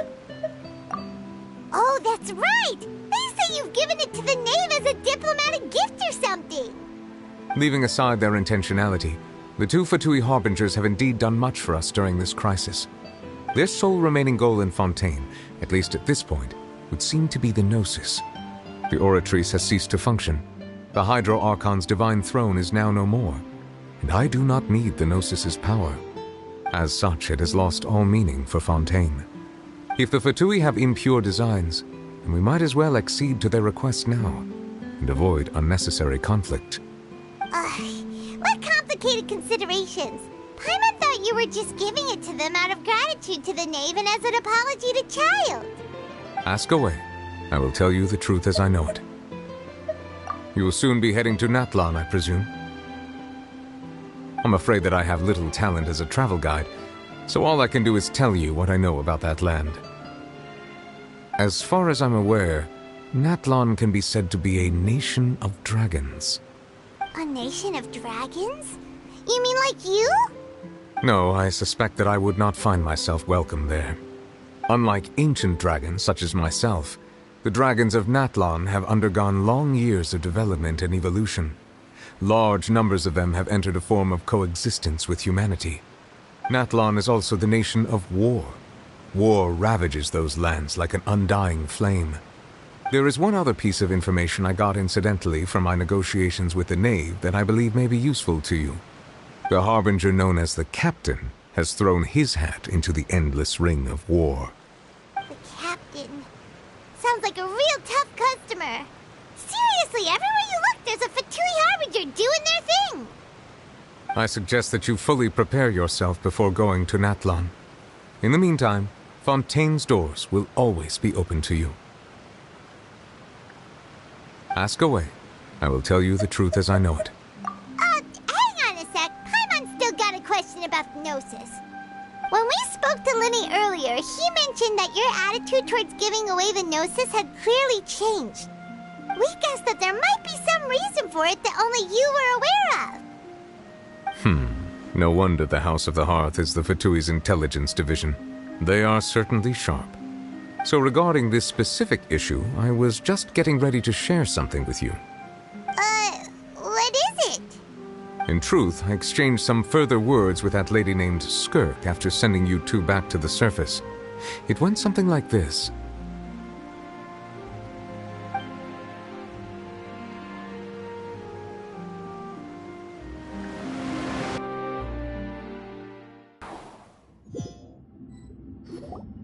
Well, we're going to head topside to see what's going on. You hurry over soon as well, all right, Nervalet? What next? The all-devouring narwhal isn't here, so I'm no longer getting any interference. I can finally catch the scent of your power, what it's made of. It is the authority of the planet's primordial dragons, but with something very similar to a god's curse mixed in. It's quite a novel blend. I'm sure I've encountered something like this before. What was it again? I do not know what you speak of. Of course. How could I forget? You should have the remains of the third Descender on your person, yes? Remains? I've never heard of any such thing. According to your parlance, I believe it may be called a gnosis. Well, that much is true. After Focalor's divinity faded, she handed her gnosis to me. But I fear I have never heard of it described in the manner that you just did. I've been training with my master, the Foul, ever since I was young, and I have never returned to the surface since. So most of the information I possess, I got from him. It is only natural for those who are greater than humanity to possess a different sort of common sense, which is why there are so many problems in our attempts to communicate with humans. Regardless, you should probably get rid of objects of misfortune to prevent any disasters from befalling you. To live in itself is a blessing. But once a person dies, the bonds he once had with this world shall all turn to curses. What do you mean by that? No need to fret. These are just my personal thoughts, and my reason for no longer wishing to return to the surface. This third Descender you refer to, who are they? And when did they die? Master never mentioned them to me. Perhaps it just wasn't that important for me to know. If you're interested, though, I could ask him. I'll be sure to pass the answer on to you next time. Next time? You believe we will meet again? I do. Wait. I have a disciple of my own, don't I? He can be the messenger then.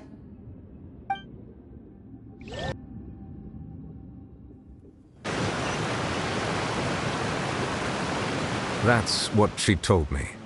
Whether it would prove useful or not, I wanted to pass that information on to you.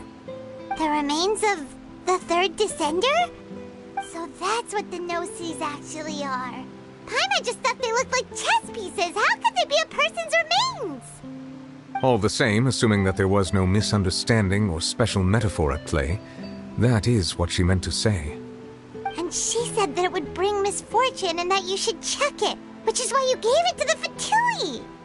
If she speaks the truth, then I would simply be putting Fontaine at unnecessary risk by keeping it here.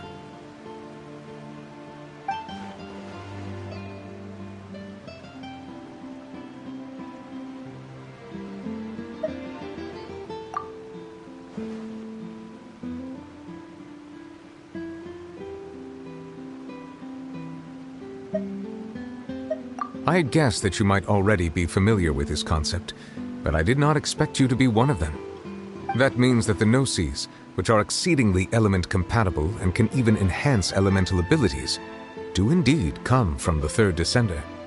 I wonder, does your body also possess similar properties? Like being able to use elemental powers without a vision! That does sort of count as special compatibility, right? No, let's not think about this stuff right now. It just feels creepy. Comparing the Traveler to the dead third Descender and all. That's what you say, but this topic still feels like bad luck. Once Childe recovers, let's get some more answers out of him. Or go look for his master and get the answers that way. I too believe it unwise to make too many blind guesses when information is lacking. The same is true of being at court. All right. Whatever the case, it seems like the crisis here in Fontaine's over for now. Yes. All of Focalor's efforts were for this moment as well. But she sacrificed herself in the end as a god, and she suffered through all those years as a human. Was that really what she wanted? I suppose that would be the mystery of a god's will. I suspect not. But once in a while I too would guess that if wishes were like the clouds in the sky, they will one day return to the earth as raindrops. Life flows like water, and rain is the final answer. The water levels may sometimes tilt one way or another, but the rain falls fairly upon all. And what, ultimately, is the difference between the rains that fall upon all of us?